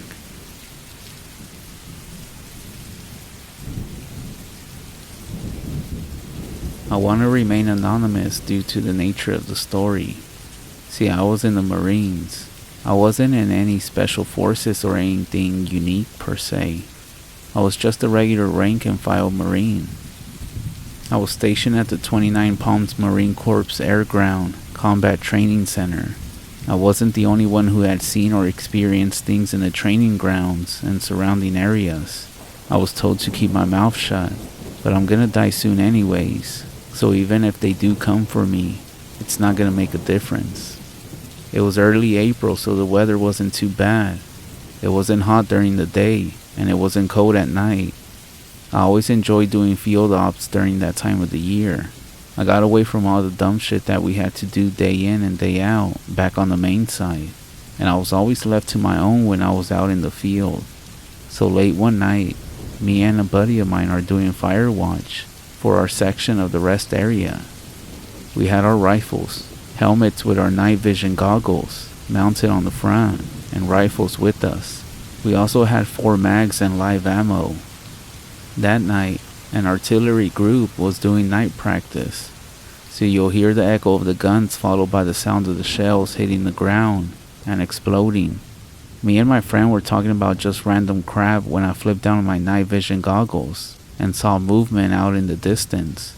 At first, I thought it was just the green tint of the goggles fucking with my head, but then I saw it again. I tapped my buddy and asked if he was seeing this. He flipped down his night vision goggles too, and he nodded. "Yeah, but what is it? A coyote?" he asked. "No, man. It's too big to be a coyote. Besides, it looks like it's running around on 2 legs," I said back to him. That's when he tapped me and pointed out into the dark. "Hey, there's more than one, bro," he said. I looked to where he was pointing, and that's when I saw 4 or 5 other figures moving around in the dark. These things weren't that big. I would say maybe about 5'5", give or take. They also appeared to be very strong and built with massive arms and leg muscles. They were dark. They had big dark eyes and no nose to speak of. Their mouth was wide and filled with razor-sharp teeth. They walked around hunched over with their arms dangling by their sides. Their arms themselves were massive. They were running at crazy speeds, occasionally running on all 4s. They had 4 fingers on each hand, and the claws were long and sharp. It was like they had daggers for their nails. "Dude, I think they're getting closer." I nodded. "Yeah, I'm gonna go get the corporal up." He nodded, and I raced over to where our corporal was sleeping at and shook him awake. "There's something out there. You need to come take a look." He cursed under his breath and sat up. "This better be good," he said as he sat up. And then, that's when we heard gunfire. I raced back to my buddy who was shooting in the dark. I looked and I saw these creatures out in the dark, maybe 400 to 300 yards away. As other Marines had woken up to the sound of my buddy shooting, the officer in charge came running up asking what the fuck was going on. When we pointed to the creatures, he froze in place. About this time we heard tons of gunfire suddenly erupt from another unit who was conducting training as well. When I looked back at where these things were, they were no longer there. Instead, they were running on all fours, directly at us. I raised my rifle and began to fire at them, as those with guns and ammo joined in, and the others who didn't ran back to get theirs. I lined up my sights with the closest one and began to fire into it. I saw chunks of its flesh get ripped off when I hit it, and it tumbled down. But without missing a beat, it regained its balance and kept running at us. At this point, I knew our rifles were useless, but I wasn't gonna leave my buddy. That's when I heard the officer in charge yelling for us to get back in the trucks and get the fuck out of there and get back to main site. Me and my friends turned and booked it for our 7-ton. I flipped on the battery switch and my buddy cranked the truck on. As we began to start moving, I looked out the window in time to see these things reach the camp. A Marine who hadn't realized what was going on until it was too late was impaled by one of the creature's claws and fell to the ground. I watched as he tried to crawl away, but this thing leaned over a bit on his upper torso and completely bit off his head with a single bite. As we began to get out of there, I saw a Humvee that had 3 of these things on racing towards it. The guy in the turret tried to flip the 50 cal around to unload into the creatures, but he wasn't fast enough, and one of these creatures ripped him out of where he was at and threw him to one of the others. He didn't have time to move before the thing sank its claws into his chest and began to devour him. I watched as the thing on top of the Humvee then jumped down into the hood and shattered the bullet-resistant front glass and pulled out the mangled corpse of the driver and ran off into the desert with him. The remaining 3 Marines got out and made a run for our truck. I tapped my buddy to let them get on. However, they never made it. One by one, the things picked them all off and ran off with them, their screams fading into the desert. By the time we got back into the main road back to the main site and caught up with the rest of our unit, we noticed how active the night sky had become. There were helicopters everywhere with searchlights. We figured someone had called it, and they were trying to find the creatures or the missing Marines. Well, what was left of them anyways. When we were next up at the checkpoint, I noticed something off about the guys manning it. They were wearing all black, and each one of them had a black ski mask over their face and their night vision goggles down. They didn't have any patches, name tapes, or IDs with them. They were armed to the teeth though. One of their vehicles had a minigun mounted on it. They all carry high-power rifles with high-tech sights, laser sights, and other attachments on their rifles. When it was our turn, they had us step out of the truck and tell them what we saw. After we explained everything, the guy in charge looked at my friend and listed off his full name, date of birth, social security, where his mom and dad were, the name of his dog that he had when he was in middle school. He then looked at me and did the same thing. Once he was done, he looked at both of us. If you ever say a word of what actually happened here tonight, you and your families will disappear for good. Do you understand? We both nodded with our jaws on the floor. The guy had mentioned things that I had never told anyone about. They sent us on back to the main side of the base. I got out about a year after that, but I never went on another field op again. To this day, I still remember that night. When I go to bed each night, I just hope that whoever they were, they kill those things so no more Marines have to go out like that. In short, if you're ever stationed in 29 Palms, Cali, and you go on a field op, keep an eye out in the dark, and be sure you aren't too far away from a vehicle, and also pray that those things don't decide to turn you into a meal.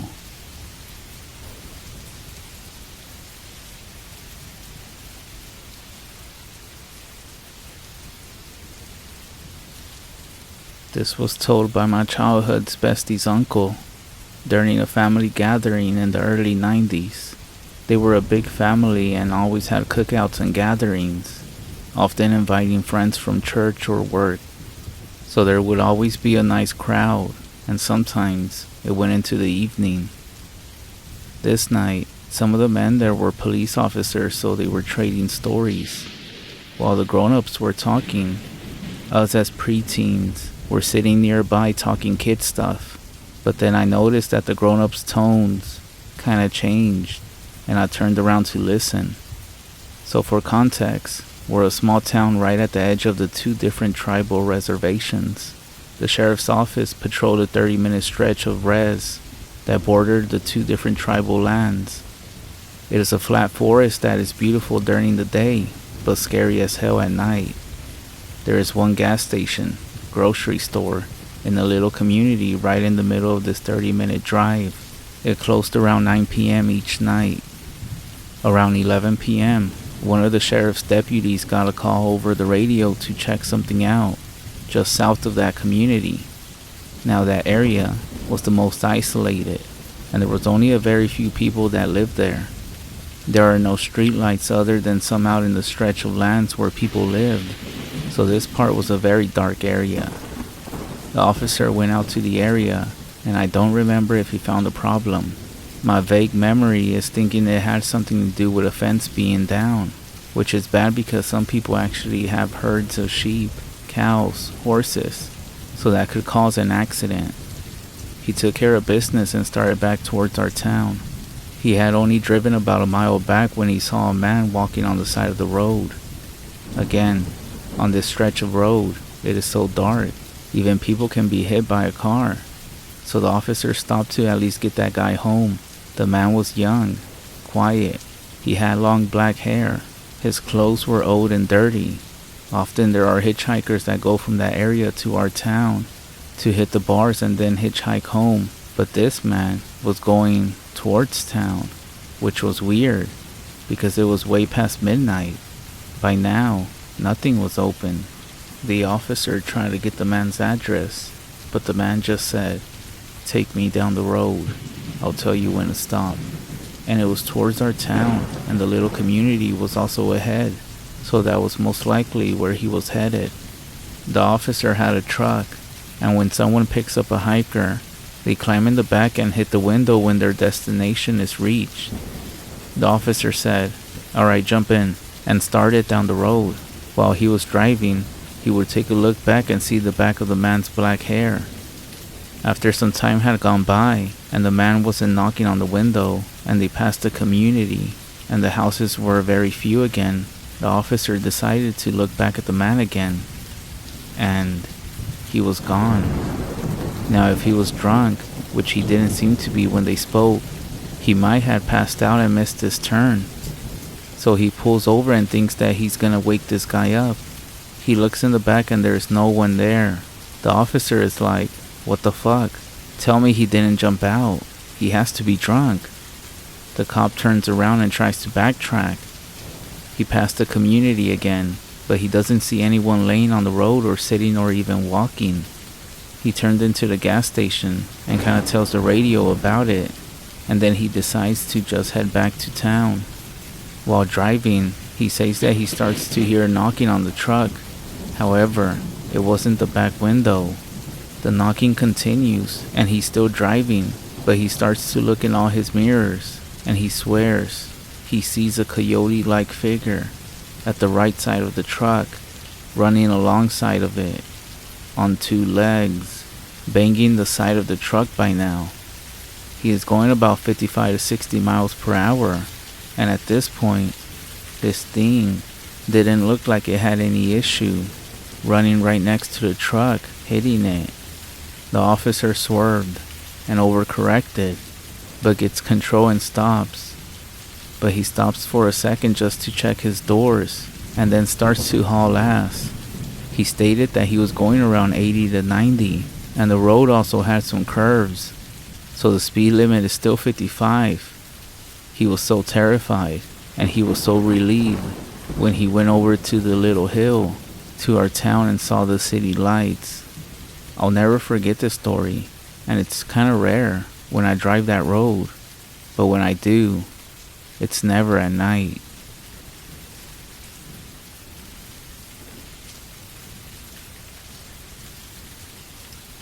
This happened to me about 8 years ago, but surely something I'll always remember. My grandfather had made it clear that I should never talk about what I experienced, and that I should just forget that it even happened. But I feel like I won't ever let go of this memory if I wouldn't be able to release it. So anyways, I was 11 at that time. It was summer, and it's the time that we visit our vacation house, which I'll say is pretty secluded. We don't have any close neighbors, and the house is literally in the middle of the woods. I never disliked going there, as it's close to a river with a waterfall. My parents allowed me to stay in the house with my grandpa, as my mom and dad had a business trip, but I remember them promising that they'll follow as soon as they get back from their trip. My grandpa picked me up around 2 p.m. in the afternoon. The drive was around 3 hours. The evening had arrived, and we're just halfway through because of a major car crash. We were stuck in the traffic for a long time. We almost finished 10 radio dramas while waiting through the traffic. We were finally driving up the mountains, which means we're close home, but the road is very dark and covered in trees. There are some parts of the road where it looked like we're driving through tunnels, as the tree branches were covering the sky. Then, a loud noise broke the silence between the two of us. My grandpa hit a big rock that was sitting in the middle of the road, almost like someone had intentionally put it there to cause inconvenience. This caused the car to smoke, and it turns out that our clutch overheated. My grandpa then decided that we would spend the night in the car, as he was very tired, and he's not very good at driving in the dark. I was also very tired, so I was ready to fall asleep. My grandpa said that he'll get his pillow and flashlight at the compartment of the car. I was listening to him move and arrange our stuff, and then I fell asleep. I wasn't sure how long I had been sleeping, but I got woken up from a sound of scratching under the vehicle, almost like someone had a rock and was writing something under their car. I was 100% sure that I was gonna forget it and just sleep in. But as I moved my eyes, I saw one small dash of light in this dark-ass road. It was my grandpa, facing a tree. He was pointing his flashlight in the total black of nothing. I thought he also heard that scratching sound and he was looking for it. I was about to get out of the car to call him, telling him to get back in because I'm scared shitless. But suddenly, I noticed that his neck was very long, and it had a patch of hair running through his whole neck. I knew something fucked up was going on, so I started looking around the car. I panicked, and there I saw my grandpa, covered in blankets, sleeping at the back of the car.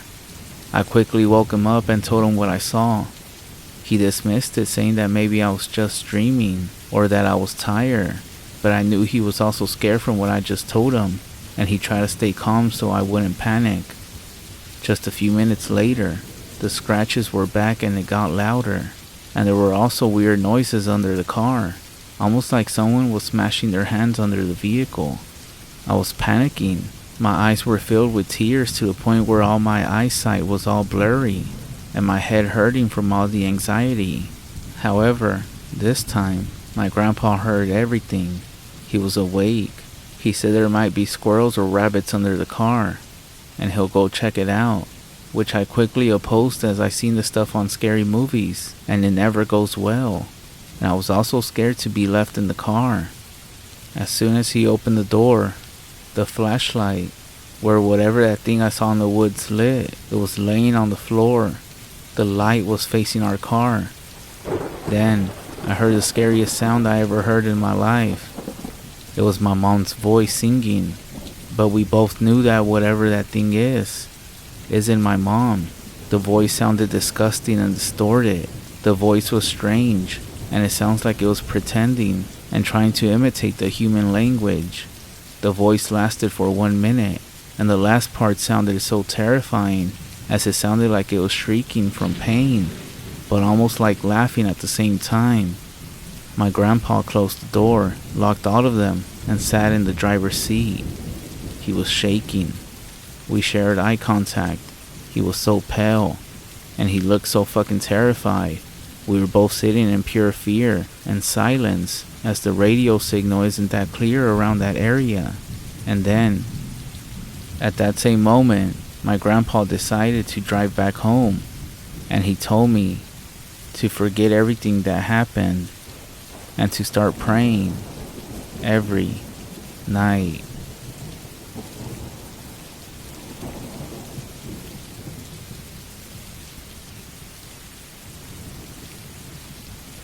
So this story happened about 11 years ago. I was a senior in high school at the time, but it's the single most scariest thing I have ever experienced. It's also good to note that it happened in mid-December. I'm from Iowa, and the winters here get cold at night. Like if you get stuck outside, you will end up dying. It's that type of cold. That plus the snowfall makes everything dead silent. You can hear anything and everything inside the house, and even immediately outside of it. Well, me and my best friend were hanging out in my family's walkout basement, just having a boring winter night playing video games. We were also the only ones home. The reason it was just us is because my mother went from work straight to a bar to grab a few drinks with coworkers.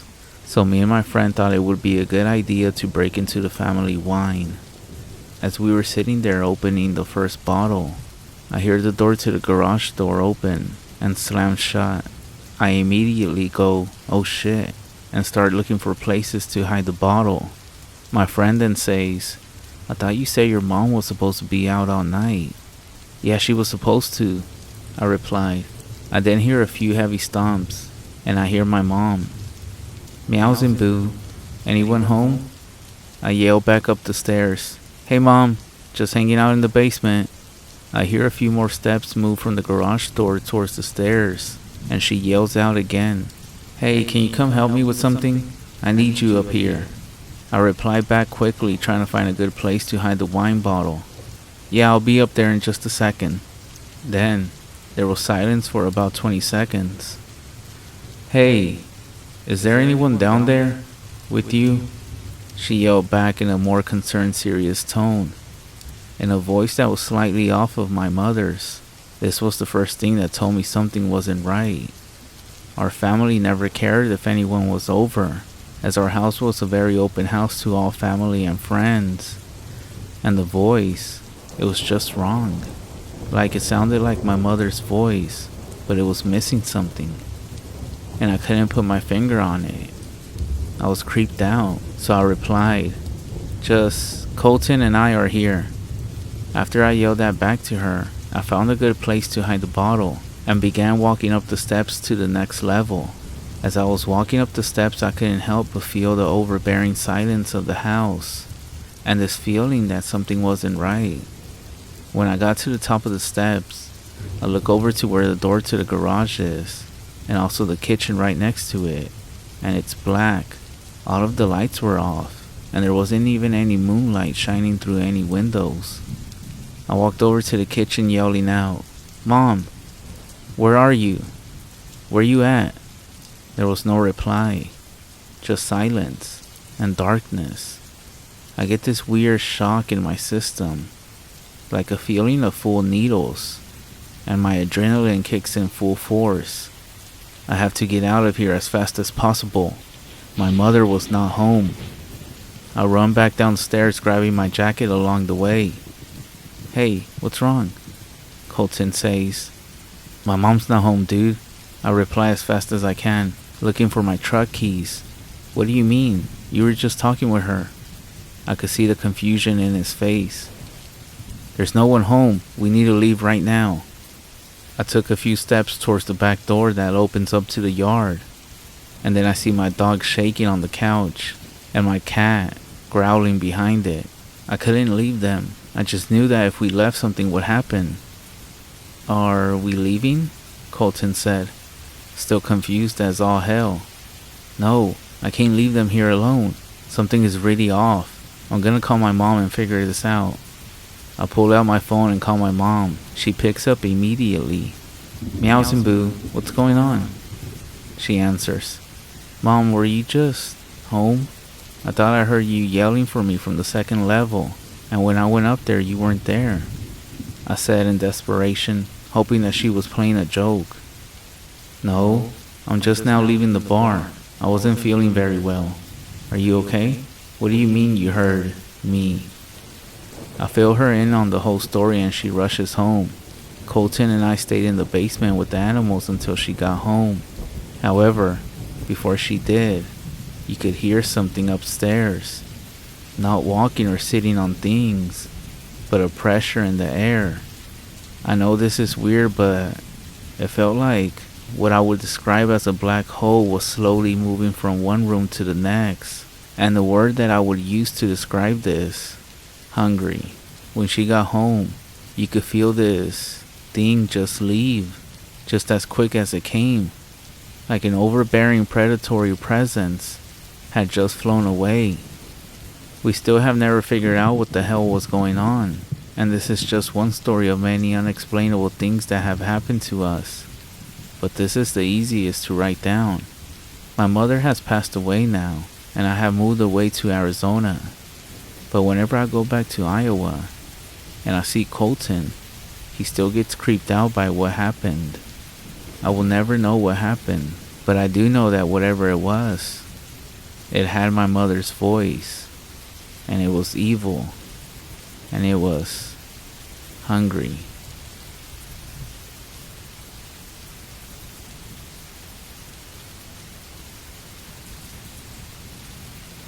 When I was 23, I had a security gig at a dairy farm in Ohio. It was a modest place, only holding a few dozen cows at any given time. My then co-worker, a 34-year-old recovering meth addict named Corey, had just been fired for letting a cow go missing on his watch. An offense that would get you fired in every sense of the word. For starters, Corey was insane. By the time we met, he was seriously addicted to all kinds of drugs, and it rendered him virtually schizophrenic. Long nights were spent with him during my training period.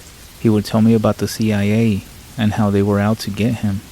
He was convinced that they were broadcasting thoughts into his head, and that they would stop at nothing to ruin his life. More than once, I would catch him glancing over his shoulder, or peeking out of windows with a dumb look on his face, hoping to catch a glimpse of whoever was following him. That's the type of person that Corey was. Each of our cows had an ear tag labeled with a number. At 8 p.m., they were each to be guided into their own respective stalls and locked in for the night. Padlocks became the norm after an incident with local kids a few years earlier. In the mornings, we would have to carry around a clipboard containing each lock combination and individually release each one. It was the most annoying way to start the day, but the cows were more secure that way. That's what made Corey's story so unbelievable. He had claimed that the previous night, cow number 29 had been locked away in her stall along with the others. He told us that the only thing out of the ordinary that night was a bat stuck in the rafters that he planned to deal with in the morning. In order for his claim to be true, an intruder would have unlocked the barn with a set of keys, unlocked 29's stall with the correct combination, then reset the locks and leave undetected. Either that, or they picked up a 1,600-pound animal and leaped through a window. Considering Corey's nasty habit of abandoning his duties in order to twitch and hallucinate in the corner, a small part of me believed that some two-bit thief might have been able to get one over him.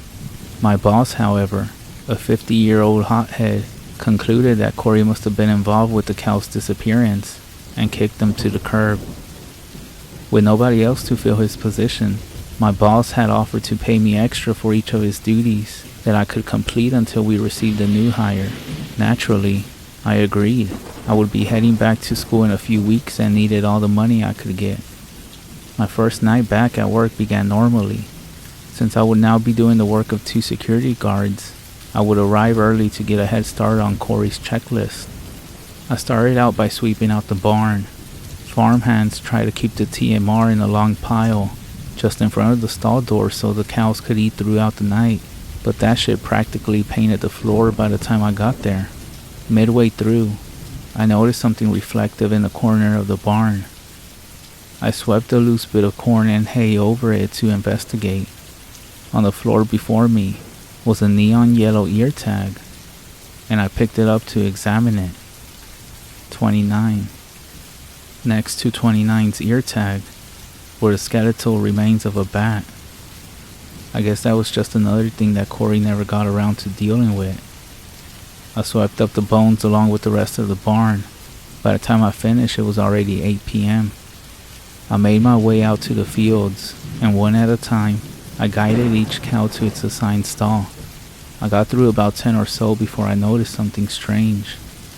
Across the field, about 50 meters away from everything else and all the others, was a cow, alone. It faced away from me, seemingly transfixed on a nearby cornfield. Seeing a cow on its own is nothing strange, as they sometimes need personal space the same way as people do. What was strange, though, was the way that her tail stuck straight out from behind her, unwavering. She stood as if she were afraid to slip, with her feet planted far apart. Perhaps the strangest of all, her head appeared to be tilted at a 90-degree angle. I wasn't eager to tell my boss. They had already put down so many sick cows before, but losing 2 in the matter of a week might have been enough to send them over the edge. That's when I decided to save that cow for last, as I continued to guide the rest of them inside for the night. Being in charge of twice the amount of cows I was used to was time-consuming. It took me nearly an hour to round them up.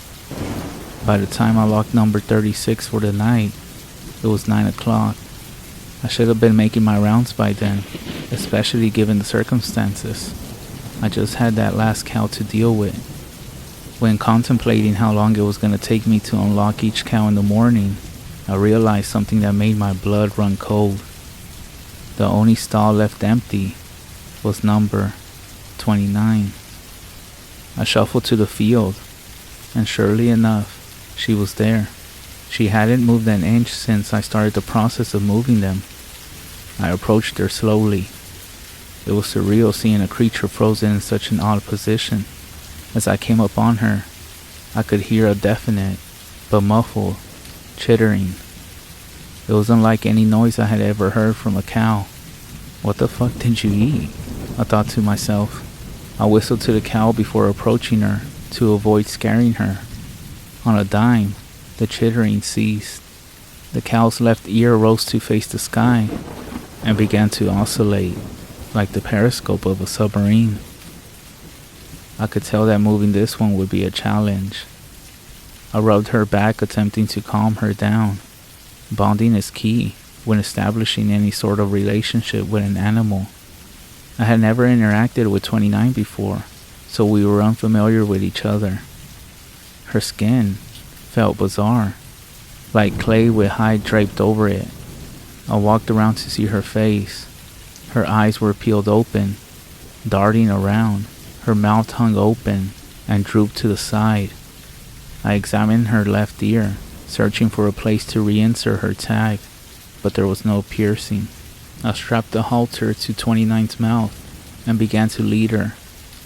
It was like trying to uproot a tree with a bike chain. Each tug that I gave was useless. I began to put my weight into it, but still, no luck. When I say no luck, I don't mean that 29 wouldn't follow me. I mean that her body showed zero sign of being affected by my body weight whatsoever. Cows are strong creatures, but they're not made of stone. I was perplexed. After 15 minutes of this, I decided that it was useless to continue on, with the clock ever ticking. I could no longer afford to neglect my rounds. I began to walk to the security post to collect my flashlight and get on with the night. I heard a slow trotting. I looked behind me to see that the cow had in fact moved. 29 was now facing me, not so shy now, I wondered. I turned around and continued walking towards the gate. When I made it halfway through the field, I began to hear the trotting again. But this time, it was louder and much quicker. I smiled to myself, wish I would have known to walk away sooner. Without turning to face the cow, I walked into the barn and began fumbling with 29's padlock. 3 left, 32 right, 23 left. As the lock clicked open, I heard the floorboards behind me creak. A slow, vocal noise turned to a sickly gurgle. I hope to God whatever you got isn't contagious, I said before spinning around. All color drained from my face as I was greeted with the sight of the 8-foot-tall beast standing before me. On its hind legs, its ears were flapping like a hummingbird's wings. Its head was cocked sideways with one eye focused on me. Its pupils seemed to grow and shrink as it scanned over my entire body. Its lower jaw slowly moved up and down as it began to vocalize again. It began to creep towards me. Its front legs were kicking as it attempted to keep balance, all the while making that same noise. I began to feel lightheaded. I grabbed 29's padlock and made a break for the door. That's when the cow began to stomp behind me. I began to hyperventilate as I sprinted. The rest of the cows were spooked, shaking and jumping around as well. I slammed the door shut and clasped the padlock. A sickening boom shook the entire wall of the barn as 29 began to claw at the door. Oh, oh, oh, the beast croaked before chittering once more. I backed away from the door slowly, its wooden frame bending and contorting at the sheer force behind it. Without another warning, I turned my back to the barn and ran to my car as 29 began wailing and pounding. I never ended up making any rounds that night. Instead, I started my car and left that fucking place in the rear view mirror. I didn't even tell my boss. In fact, I avoided several of his phone calls because I had nothing to say. I figured it would be best if I just quit the easy way. There are certain things in life that back you into corners. Silence forces your hand, you know. That's why I'm writing this now. I still wanted my money. A few weeks later, just before making my 2-hour drive back to college, I stopped by the farm to pick up my final check. My boss wasn't in his office on Tuesdays, so I took advantage of the situation and granted myself access with the key that I had seen him kick under the rug once or twice. After snagging my check and a few Jolly Ranchers, I got in my car and slowly began to drive away. Out of the corner of my eye, a young farmhand standing in the grazing field caught my attention. I lowered my window and said, "Hey kid, stay away from the night shift," but he didn't answer me, nor even look at me. He just continued to stare at the pile of bones before him. As I kept driving, I kept staring at him, and he wouldn't even move an inch. That's when something struck me as odd. His head was tilted sideways, similar to 29's head. I swear, I'm never going back to that farm again.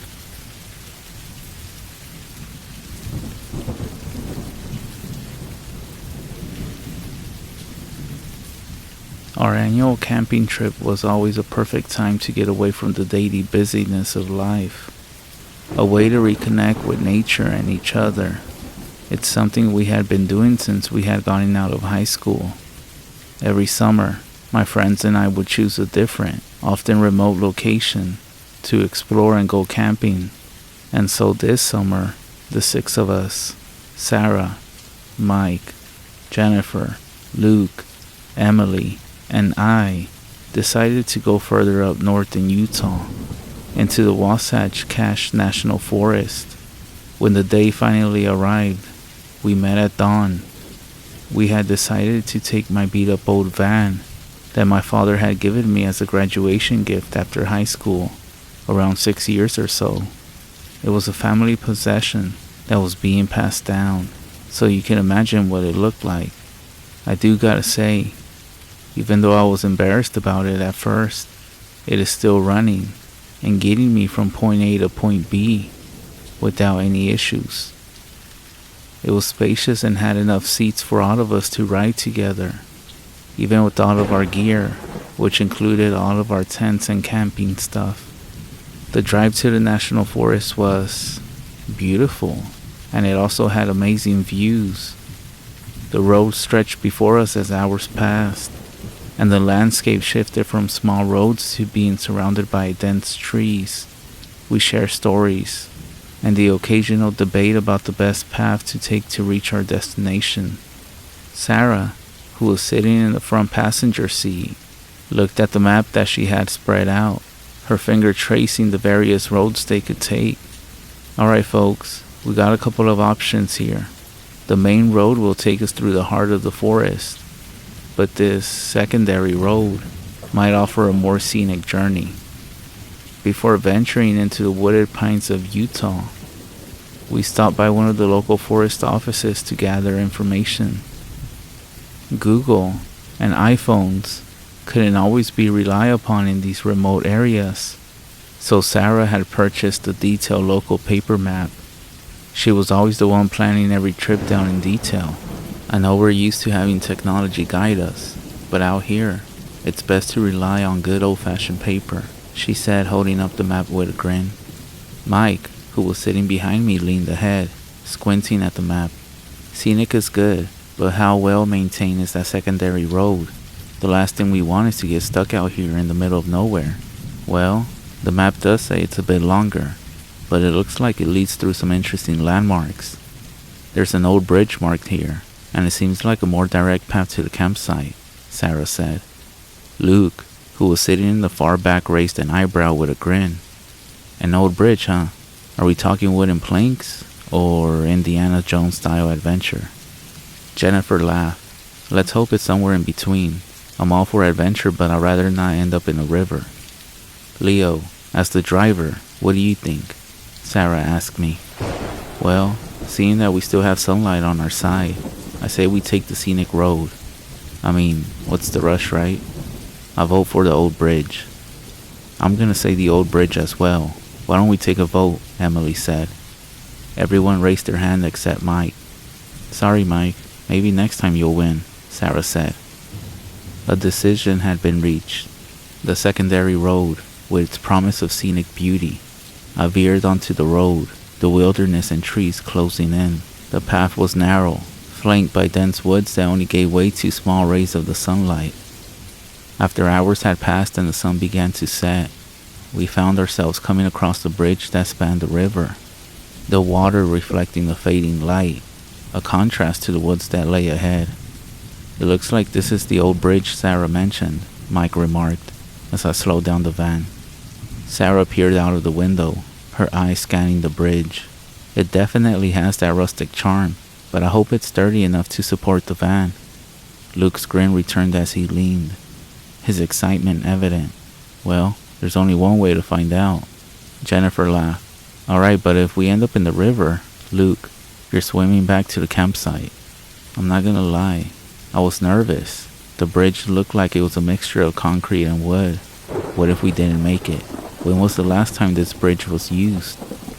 I eased the van slowly onto the creaky bridge, not even knowing what the point of driving slowly was, because if it was to break, it was gonna break. The worn planks made noises beneath the weight of the van, as the river flowed gently below. I looked in the rearview mirror to see everyone's scared faces as we crossed, still maintaining my eyes on the road back and forth. I saw Emily's eyes as she gazed out the water below. This is something like an adventure out of a movie, isn't it?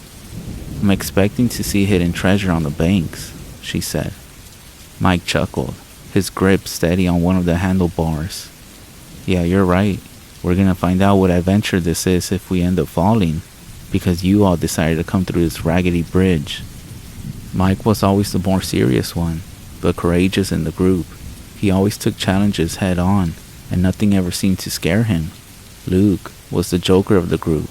His sense of humor was always there, even in the most serious moments. Sarah, on the other hand, was our friend who was the most caring of the group. As I said, she always assumed the role of our mom, always making sure everything is planned to the detail. Emily was just silly all around. She was a close friend of all of us, that we simply enjoyed her company. She was the most serious female of the group, but didn't have the seriousness of Mike. Well, if that even makes sense. We ended up making it across the bridge, which I do want to point out, it's not even a long bridge. It simply looked like a small construction bridge that someone built to be able to get across. As the sun started going down, we continued driving with the trees closing in around us even more, almost creating what looked like a tunnel, with the headlights of the van being the only source now piercing the darkness. After what felt like an eternity, we finally reached our destination, a dirt open field that looked like where vehicles had parked in the past. Tall pine trees stood around the field, forming a natural dome that seemed to welcome us from the outside world. "Alright everyone, this is it," I said as I parked the van and stepped out, the air carrying a smell that hinted at the adventures that awaited us. There was a small stream nearby, its gentle flowing of water adding to the nature that surrounded us. We unloaded everything and we walked a little bit deeper into the woods until we stumbled upon a clearing not too far from where we had parked. We began the process of setting up camp, pitching tents, arranging firewood, and establishing a central gathering point where the campfire would soon be set ablaze. As the sun finished dipping below the horizon, casting the area in complete darkness, the tent stood up and the campfire pit awaited. We were all fascinated by the beauty of this place, away from the busyness and the stresses of every day in our life. So the first night there started fine, but as the campfire flames flicker in the breeze, we huddle around the fire, sharing stories and laughing, with a sense of security over us, just because of the presence of each other. With the trees casting long shadows over our campsite, and the branches creaking softly in the night wind, our voices would rise and fall as we took turns recounting past stories and adventures. We talked the normal things when you hang out with friends and family, the same old stories from the past. "Hey, remember that time Luke tripped over his own shoelaces and didn't have anything else to wear?" Emily giggled, making fun of Luke. He chuckled and rubbed the back of his neck. "Yeah, I remember. And I'm still gonna say that the tree root came out of nowhere." Jennifer leaned in. "Or what about that haunted house we dared each other to explore? I'm pretty sure we all had nightmares for weeks after that." Sarah with a smirk. "Alright, but what about this, y'all? The time we heard those strange noises outside our tents during that camping trip in the mountains." Mike's face turned serious and said, "Man, I thought we were being surrounded by wild animals or something." "That's right, and then we found out it was just a bunch of raccoons having a party in the woods," I said. Of course, throughout this whole time, Emily couldn't say anything but laugh. The night continued on, and it was always a great time to gather with my friends, especially after not seeing them for so long. As we were telling and recounting past adventures, something caught my attention. I was looking over to Mike as he was talking, and for a quick glimpse, at the edge of the woods, where the firelight struggled to penetrate the darkness, there was movement, a flicker of shadow that seemed to move between the trees.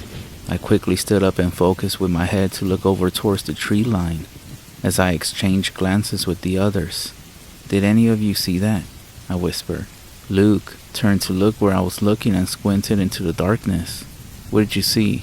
Maybe a deer or something?" "It moved kind of strange for a deer," I said. Jennifer leaned closer to the fire. "I hope you're not trying to pull a prank, Leo." As I looked deeper into the tree line, still trying to get my eyes adjusted from staring at the fire for too long, I saw that the movement in the trees and branches was getting closer. It was something, or someone. I kept staring out into the tree line. This movement was drawing closer, slowly becoming visible by the light the fire was giving out. And that's when I noticed a silhouette of a hunched figure. And I guess that's when Luke finally saw it, because he said, "It looks like a person." "Do you think it's someone lost in the woods?" Emily whispered. "I hope it's not someone who's hurt," Sarah said, with concern in her voice. Luke chuckled. "Well, if this person is hurt, You're sure moving better than I would be. Who even goes wandering around the woods at this hour? Emily said. At this point, all of us were standing, and that's when I decided to say, "Who's out there?" I yelled. Then, just as this silhouette became clear in the tree line, that's when a voice broke the silence. "Greetings, young ones," this person said in a voice that held both wisdom and innocence. Emerging from the trees, I saw it was an older man. Forgive my intrusion. I spied the glow of your campfire from afar, and was drawn hoping it wasn't a wildfire that I would have to put out. This land, you see, holds a history long forgotten by many. His steps and his form, revealing his age not only in his slightly stooped posture, but also in the deep lines engraved on his face. It was as though he was an extension of the trees surrounding us. As he drew closer, the crackling of the fire and the distant sounds of the forest underscored the quiet intensity of the moment. Finally, he approached the campfire, revealing his full features as he introduced himself. Pardon me, my name is Tog. His voice, very old and raspy, with one of his eyes semi-shut, scars and years of life showing on his face. I offer a friendly smile. Hey, I'm Leo, and this is Luke, Sarah, Emily, Jennifer, and Mike. We didn't expect to have company out here. What brings you to these woods at this hour? He stared at us with his one eye.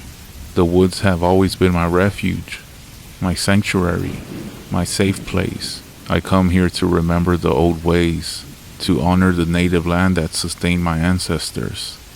Native land? Jennifer questioned, her voice in a serious manner. The old man nodded, his gaze fixed on the flickering flames. Staring at them, he said, Yes, this land was once home to my ancestors, and I have wandered these woods to honor their memory. But in all my years, it's very rare when I encounter fellow souls under these stars. Mike leaned in, with curiosity but in a serious tone. So, what brought you here tonight? With a faint smile, Tog said, Your fire, as I said before. But then I heard the laughing that echoed through the trees. It reminded me of times in the past where I shared, and bonds were forged around similar fires. Are you telling us that you're camping out here too? Emily asked. Tog's chuckle was like the rustling leaves themselves. Well, not quite. My old bones prefer the comforts of a proper bed, but I do find peace in these woods, even under the cover of night. As the conversation flowed, Tog's words painted a picture of his relationship with the woods. The way he spoke, the stuff he was saying, seemed like he was one with the forest. There is nothing like finding peace and comfort within your own self, in the beauty of nature. There are hidden trails that go through the forest, roads known only to those who have taken the time to listen to the whispers of the woods. Every rustle of leaves, every flowing stream, and every whisper of the wind carries echoes of the past. His voice full of reverence of the woods. Listen, the ancient wisdom of this land has much to teach, if one is willing to listen. I'm not sure what it was, but the way he spoke and the way he looked seemed like he was just a hippie who loved the outdoors. Pretty harmless in my opinion. I took a step towards him and put my hand on his shoulder. Toad? Well, how do you spell your name? I asked. My name? Well, that's the first time that somebody has ever asked me how to spell it. As I mentioned, I have a native background, so it's spelled T-A-O-G. I figured that's how you spelled it. Just wanted to make sure. Well, Toad, we're sharing stories ourselves, and it seems you have quite a few to tell. Would you care to join our campfire? His eye glinted with appreciation. I would be honored to, young man. As he settled into a log near the fire and we all sat down, his presence seemed to infuse the night with a deeper sense of connection. He started telling stories of the hidden trails, the forgotten stories, and the ancient wisdom that whispered through the leaves, blending with the crackling of the fire and the rustling of the trees. He spoke not just of the past, but of the living spirit of the woods, a spirit that resonated with each of us as we gathered around the fire. As he delved into his stories and what seemed to be a TED talk on how we need to respect the woods and nature, he told us how he comes into the forest to spend seasons, to honor his spiritual ancestors, how he owns a few remote cabins, and has learned to be self-sufficient just like his ancestors. However, one specific story caught the attention of all of us. He told the story of a supposed creature that haunted these very woods for generations. Then, his voice took on a somber tone, and even the crackling fire seemed to be quiet, as if the forest itself was holding its breath to listen.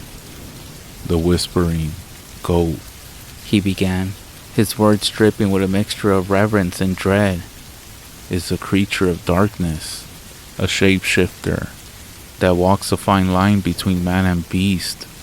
It has a twisted power, the ability to mimic the voices of those it encounters, drawing them into its trap. As he detailed this supposed creature, our circle grew tense. I could see the eyes of everyone else that they were paying attention to this specific story.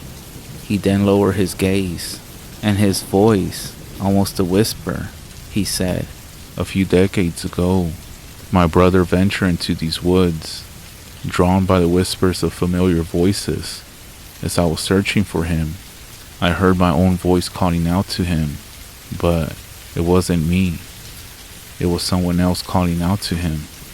That's when I think my brother believed he was responding to my call, but it was the whispering goat's deceit, and so he never returned, and I never found him. His fate, shrouded in mystery.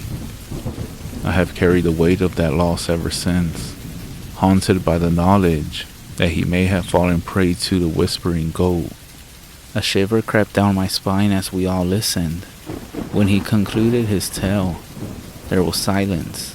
Even the fire seemed to have absorbed the weight of his story as it started to go down.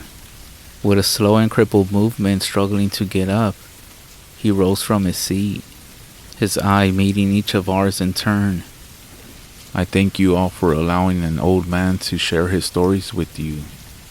But the night grows old, and it's time for me to return to the embrace of these ancient trees," he said in a voice that contained gratitude and sorrow. As he stepped away from the fire, he turned around and said, "I almost forgot. Stay close," he said in a warning voice, "and do not be swayed by the voices that you think you know." The darkness seemed to cover him as he walked away, making him one with the shadows of the woods. It's almost like he was part of this landscape. We watched in silence as he receded into the darkness, each of us lost in our own thoughts. Even the noises of the forest seemed to hold its breath, a quiet reverence for the figure that had imparted both wisdom and a warning. And as the echoes of his footsteps crunching the leaves faded, the woods returned to their symphony of rustling leaves and distant whispers. A heavy silence fell within our group. Well, what the fuck was all that about? This hippie love-making tree hugger most likely has his tent somewhere out there and lives out here in the woods, Luke said. We tried shaking off the feeling, but I could tell that anxiety had filled everyone, thanks to the power of a supposed well-told ghost story. But as the night deepened, the campfire had dwindled to embers, and a thick blanket of darkness fell over the campsite. I do want to point out that whenever we went camping, we always either slept inside a tent or outside altogether by the campfire. I guess nothing like actually experiencing the beauty of nature. Tonight, we decided to all sleep in our sleeping bags around the dying campfire, as the events of the evening and the stories still linger in our heads. We all decided to go to sleep, and as I was falling asleep, in the dead of the night, that's when I heard it, a whisper that seemed to move through the air. It was a voice, soft and insistent, calling my name, Leo. I fully woke up. I sat up in my sleeping bag, with my senses on high alert, my eyes widened, scanning the darkness and everyone else laying down, the faint glimmer of dying embers offering little comfort. Did anybody hear that? I whispered, hoping to see if anyone around me was awake and heard. Mike, who was sleeping next to me, sat up and said in a groggy voice, hear what? Someone whispered my name. It sounded like you, Mike. Mike's expression shifted from grogginess to a growing sense of unease. That's not possible, Mike said, his eyes flickering to the dark woods that surrounded them. I was asleep? Jennifer then arose with a voice of mixture. Are you sure you didn't dream it, Leo? I know that we're all on edge after the story told by Toad. I haven't even gone to sleep. Every noise out here is making me stay awake. I know what I heard. It was right here in the camp, I said. Man, go to sleep, bro. You're hearing things now. Stop being such a wuss. There's nothing out here, Mike said. But then, just on the edge after Mike's last word, the faintest whisper, Leo. Everyone fell silent. The voice was real, undeniable, and it sounded like it was next to our campfire. We all looked to Mike. What? I didn't say anything, Mike said. Of course, it was complete darkness, so we couldn't even really see each other out there. So we all just huddled even closer with everyone else waking up groggy as well, and getting closer together too, seeking refuge in our shared presence. Okay, what's going on, y'all? I said. It's most likely that old Pawpaw trying to prank us. He's most likely out there with more people scaring campers, Mike said. Well, one of us should stand watch and just be on the lookout. It's already 4 a.m. and the sun will begin to rise in a few hours, I said. Of course, none of us ended up going back to sleep, and we all just stood awake with eyes wide open. The morning couldn't come soon enough. Seeing the daylight brought relief, but as we remember the night, others, including Luke, Sarah, and Emily, admitted hearing whispers as well, each in the voice of a different member of our group. We tried brushing it off as imagination, simply fueled by the stories that Toad was telling us last night. We got ready for the day, and the sun climbed higher in the sky, casting shadows on the forest floor. Emily suggested that we take a hike along one of the nearby trails that's on the map. Maybe some fresh air and a change of scenery will help us relax, she said, her voice trying to sound hopeful. Mike and Luke exchanged glances, their expressions a mix of curiosity. I guess it wouldn't hurt to explore a bit. I'm sure it was that old man whispering our names out from the trees last night. If I find him, once we go out there, he's really gonna be looking like an old dead beat up tree. Thanks to stupid Leo for telling him our names, Mike said. Sorry guys, I seriously thought he was just an old hermit walking through, I chuckled. There have been times in the past when we became friends with other campers in our annual trips, and we all shared names, even phone numbers, to communicate in the future, so I actually didn't think too much of it. We set off on the trail, our footsteps breaking the silence of the woods, the sunlight filtering through the leaves in patches of gold. As we walked, our conversation gradually shifted from the events of the previous night to lighter topics, remembering old camping trips, sharing funny stories, and debating the best way to make s'mores. It was almost like the woods were allowing us a moment of peace, a chance to reconnect and find comfort in each other's company. Hours passed, and we eventually found ourselves in a small clearing by a small stream. The sun was beginning its descent. We took a break, sitting by the water's edge, dipping our fingers in the cool stream. "Check this out, y'all," Luke said, his voice with a mixture of excitement. He pointed to the tree where patterns had been carved into the bark. Sarah stepped closer, her fingers tracing the carvings with a sense of wonder. "It's like a message left behind," she said as her eyes traced the lines. As we looked around more, we discovered other things.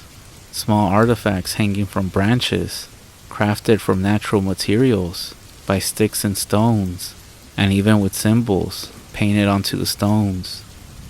"Hey, it's like the woods are trying to tell us something similar to what Togue said," Emily slightly giggled. Mike raised an eyebrow. "Or maybe it's just people messing around in the woods, leaving their mark." Luke nodded in agreement. "And branches crafted into what looks like symbols. They could be signs that they communicated like this back in the day." I guess the stories that Togue was sharing with us last night really did prove that we were in the midst of Native American land, and all these symbols and sticks and stones we found only reinforced that belief. Who knows? We might be standing on ground that's witnessed generations. Maybe these woods have secrets that date back centuries, Jennifer said. "Look guys, I get that this all seems interesting and everything, but let's not forget that we've been on these trips every year, and every time there's some sort of spooky tale or mysterious superstition that pops up. Remember the haunted lake we stumbled upon 2 years ago?" Mike said. Emily chuckled, her eyes with amusement. "The one with the vengeful water spirit that would drag people under if they swam too far out?" Mike with a grin. "Exactly. And what did we find? A perfectly serene lake where we spent a whole day swimming and goofing off." Luke chimed in. "And don't forget the enchanted forest last year, where we were told that we would get lost if we ventured too far into the deep woods." Jennifer, with a laughing tone, said, "Right, we found a trail with signs pointing us to various landmarks." Sarah joined in. "And let's not even talk about the cursed campground, where they said that we would have to ward off evil spirits to make it through the night." As everybody was laughing, Mike nodded, his point emphasized. "See y'all, it's always been a bit of fun and games, fueled by local legends. I'm not saying I don't appreciate the spooky environments, especially by the campfire, but come on y'all, this is just the same old stuff we have encountered before." Emily grinned in a sarcastic and playful tone. "So you're telling us you don't believe in any of this? Not even a tiny bit?" Mike shrugged. "I'm not saying I'm a complete non-believer, but I do think a lot of people exaggerate. Like, what are the odds that we stumble upon some mystical artifacts on this trip, right? Or a whispering goat?" Luke raised his eyebrows and said, "Maybe the woods are trying to prove you wrong, Mike." The back and forth continued with everybody, as Mike reminded us that we were all friends who had been through it all before. As the day transitioned into evening, we made our way back to the campsite. The sinking sun painted the sky orange and pink. We couldn't ignore the fact that another night was approaching, a night that, given recent events, filled us with a mix of anticipation and dread. Back at the campsite, we set up and got dinner ready. The campfire crackled to life, with its flames dancing, and the forest too seemed to come alive with the chorus of all the critters starting to make noises. As darkness settled over the campsite, we gathered around the campfire once again. The events of the previous nights were still fresh in our minds. As the evening went on, a thick fog started to surround the entire campsite, and as our campfire struggled, its light barely puncturing the fog, Mike, always the brave one, volunteered to gather more firewood. He ventured out into the mist, his flashlight beam gradually merging with the surroundings. This is when everything went to hell. As the fog started getting more thick, and it was getting even more darker, We realized that Mike had been gone for a while. The minutes felt like hours. We exchanged glances. He's been gone for quite a while, y'all. Shouldn't he have been back by now? Emily said with a concerned voice. Maybe he got lost in the fog. One of us should have gone with him, Luke said. Jennifer's eyes were wide. What if he's hurt? What if he encounters something out there? After about 30 minutes, the environment grew heavy. The campfire's embers started to sputter. The fog had taken on an almost suffocating presence. Maybe we should go find him. We can't just wait here in the dark, Sarah said. And that's when I decided to get up. And I said, I'll go look for him. I mean, how far can he be, right? I took about 2 steps the way Mike had left. And that's when I saw a figure emerging through the fog. It was Mike, and he was coming back with firewood, except the way he was walking was very dull. As he approached the campfire, his movements were mechanical, almost as if he was in a trance. Sarah, always the one to confront difficult situations, broke the silence. Did you get lost or something? He turned to look at her. I'm fine. I found firewood. The unease in the air deepened, each of us sensing that something was wrong. Mike's presence felt off. It was as if a shadow had draped itself over his being, distorting his familiar features. His whole demeanor was replaced by an emotionless state. I couldn't help but notice something strange about Mike. He was sitting slightly apart from the group, staring directly at the flames, not even saying anything.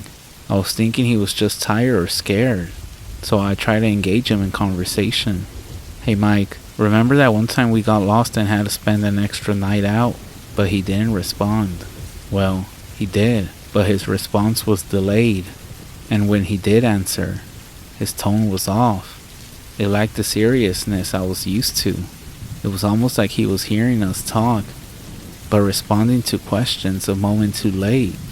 You mean when we thought the squirrels were plotting against us? Luke chimed in, trying to break the growing tension.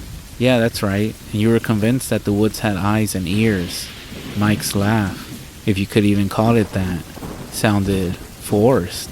A hollow echo, you can say. Yeah, good times, he replied, his gaze distant. Emily leaned ahead with a concerned voice. Hey, Mike, are you okay? You're acting different. Mike then looked at her. I'm not sure. Something about this place.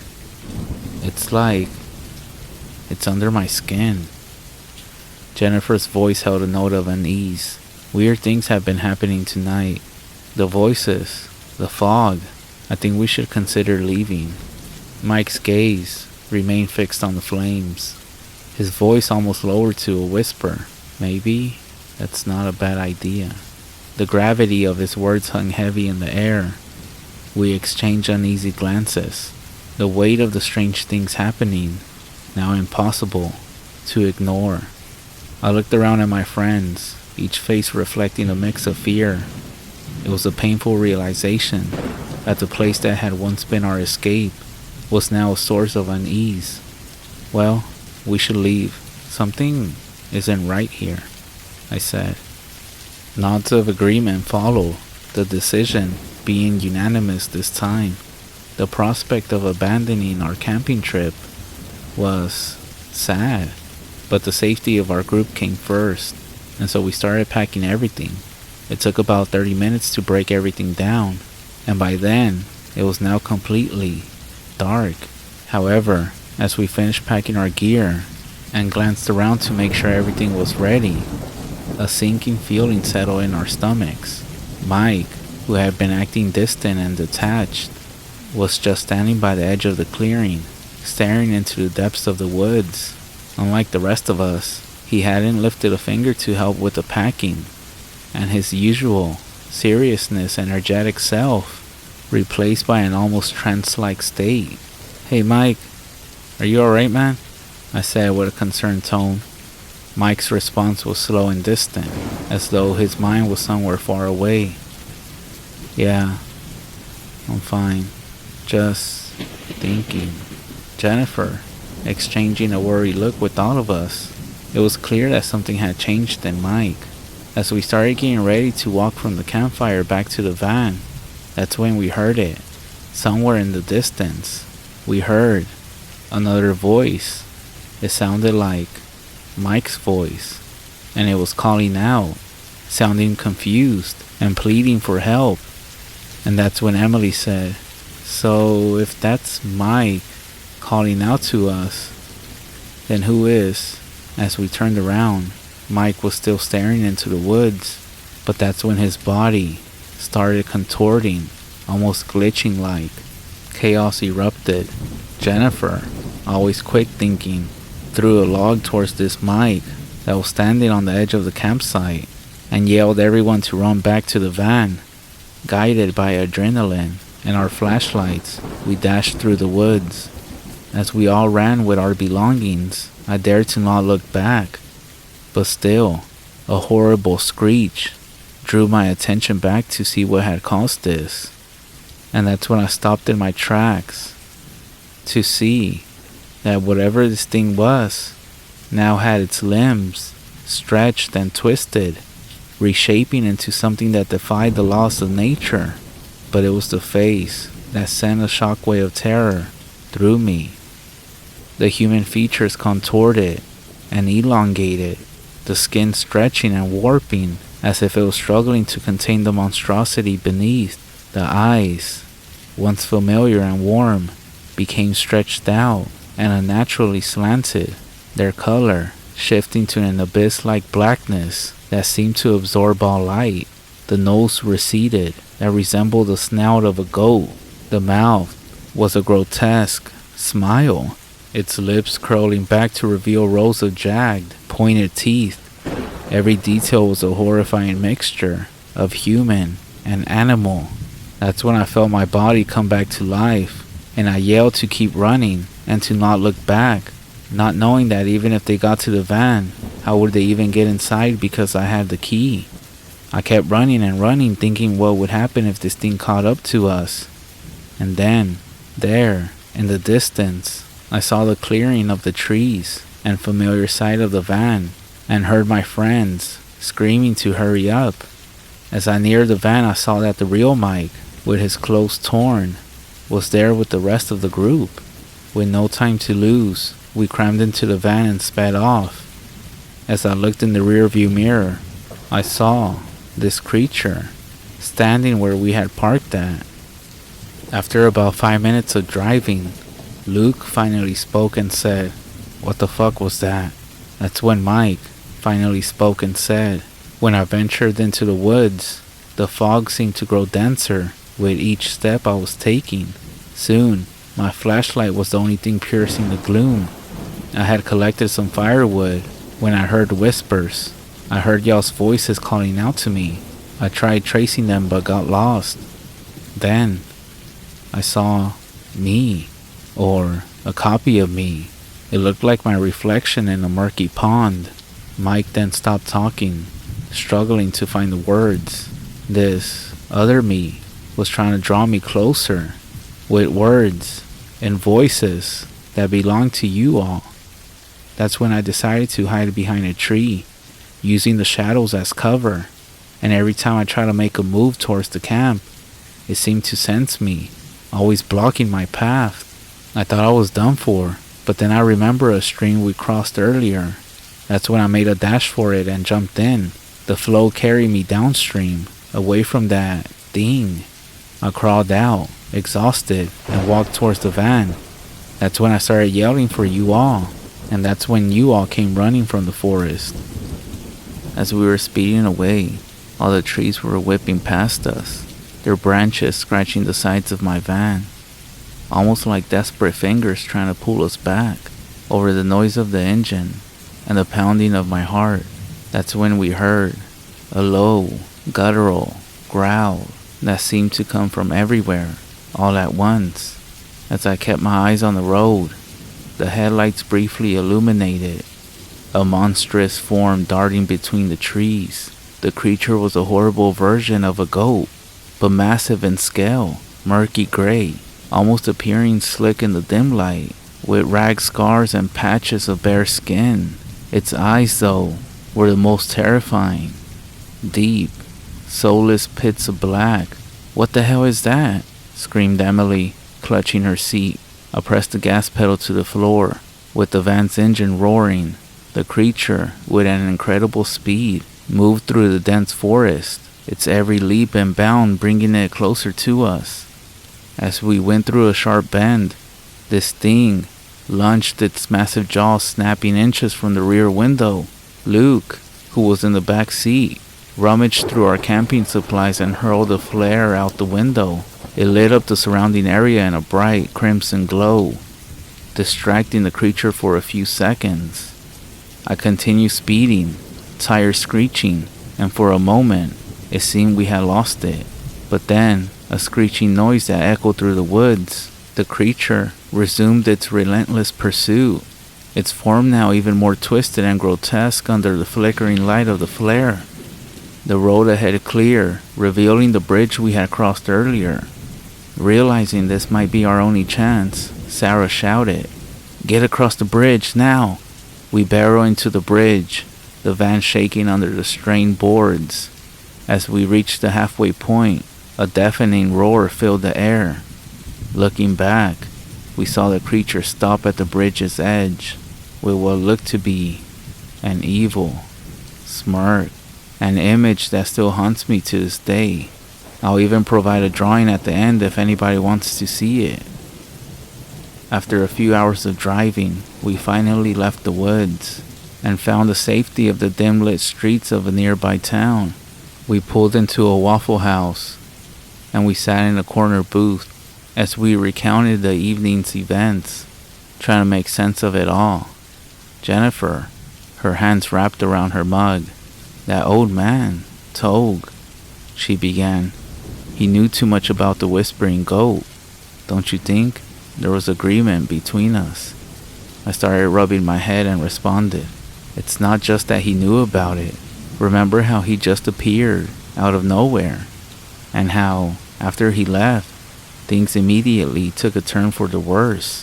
The eyes of Sarah widened, and the way he emphasized not to trust familiar voices, almost like he was setting us up, giving us a clue about the thing we were about to face. Mike, looking more pale than usual, added, "When I was in the woods, trying to escape that thing, I heard more than our voices. I swear, I heard the voice of that old man calling me, trying to draw me in. I think he might have been the whispering goat himself." We all exchanged glances. The thought was too horrific to fully grasp. Had this creature taken on the look of an old man to toy with us, to get close, to study us? But why would he warn us about himself? It doesn't make sense, I said. Unless he enjoys the chase, the fear. Maybe for an old creature, the hunting is more thrilling, Luke said. We all sat in heavy silence, pondering the possibility as we pieced it all together. The sudden appearance of Togue, his detailed stories, and the haunting events. The conclusion became clear. The old man, with deep-set wrinkles and tales of old, had likely been the whispering goat himself. That happened a few months ago, and the trauma still lingers. First up was when we lost touch with Mike, who moved to another state, I guess to escape the memories. From that moment on, everything else changed. The once tight bonds between us frayed. Our group chats grew quiet, and any future gathering ceased. And the annual camping trip became nothing more than a distant memory. The haunting echoes of that night lingered, and every rustling of leaves, every faint whisper, served as a chilling reminder of the presence that lurked in the woods. The memory of the whispering goat and twisted grin haunted my dreams, a constant replay of the terror that unfolded before us. The mere thought of venturing into the wilderness sent shivers down my spine, a sensation of impending doom that I couldn't shake. As time passed, the memory of that horrifying encounter began to fade. We did all end up going separate ways, and I found methods to cope with the nightmares I experienced afterwards. I even went and talked with a counselor, because every corner that I looked, every voice I heard, at night when I was falling asleep, I swear, I would sometimes hear those faint whispers.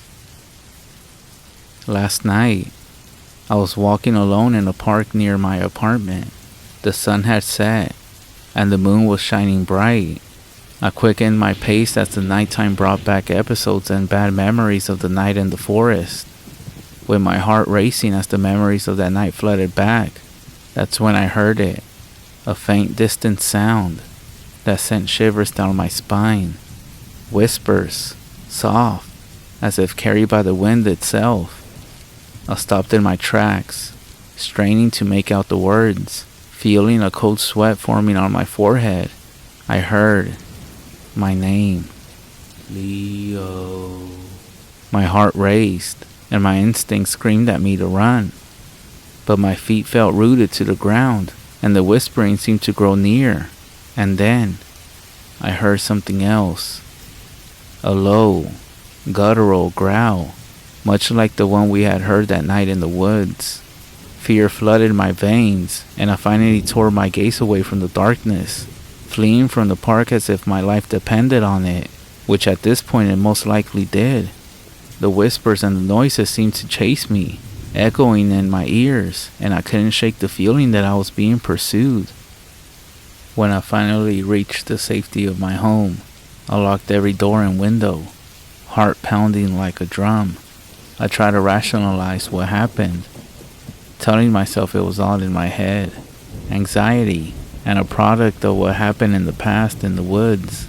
But deep down, I knew it was the whispering goat. As the night continued, I couldn't escape the feeling that I was being watched, that something evil lurked just beyond my vision. And just as I was about to close my eyes that night to try to sleep, I heard it again, the whispers, closer now, almost like a soft breath against my ear. Leo, Leo. My blood turned to ice, and I clutched my cover. And then, from the corner of my eye, I saw movement, a shadowy figure, its eyes reflecting the dim light like deep, soulless pits. The figure's mouth opened, and it spoke, its voice using all of my friends' voices, distorted and nightmarish. We missed you, Leo. With my eyes never leaving the figure, with trembling hands, I rushed to the front door, my heart pounding so loud that I couldn't even hear anything else. And then, just as I reached past the door, I heard one last whisper, faint but unmistakable. Run. I bursted out the house, leaving everything behind. I got inside my old trusted van and sped away to my parents' house, who lived about 2 hours away. And I never went back again. It's almost midnight. I'm at my parents' house, and here I am, sharing and writing this to you all, in the hopes to warn you. Everything is real. It's not in my head, and it's still out there, waiting in the shadows, whispering its haunting lullaby. Those moments when you second guess a distant call your name, when you are alone at home tonight, in bed, falling asleep. Do not be swayed by the voices that you think you know.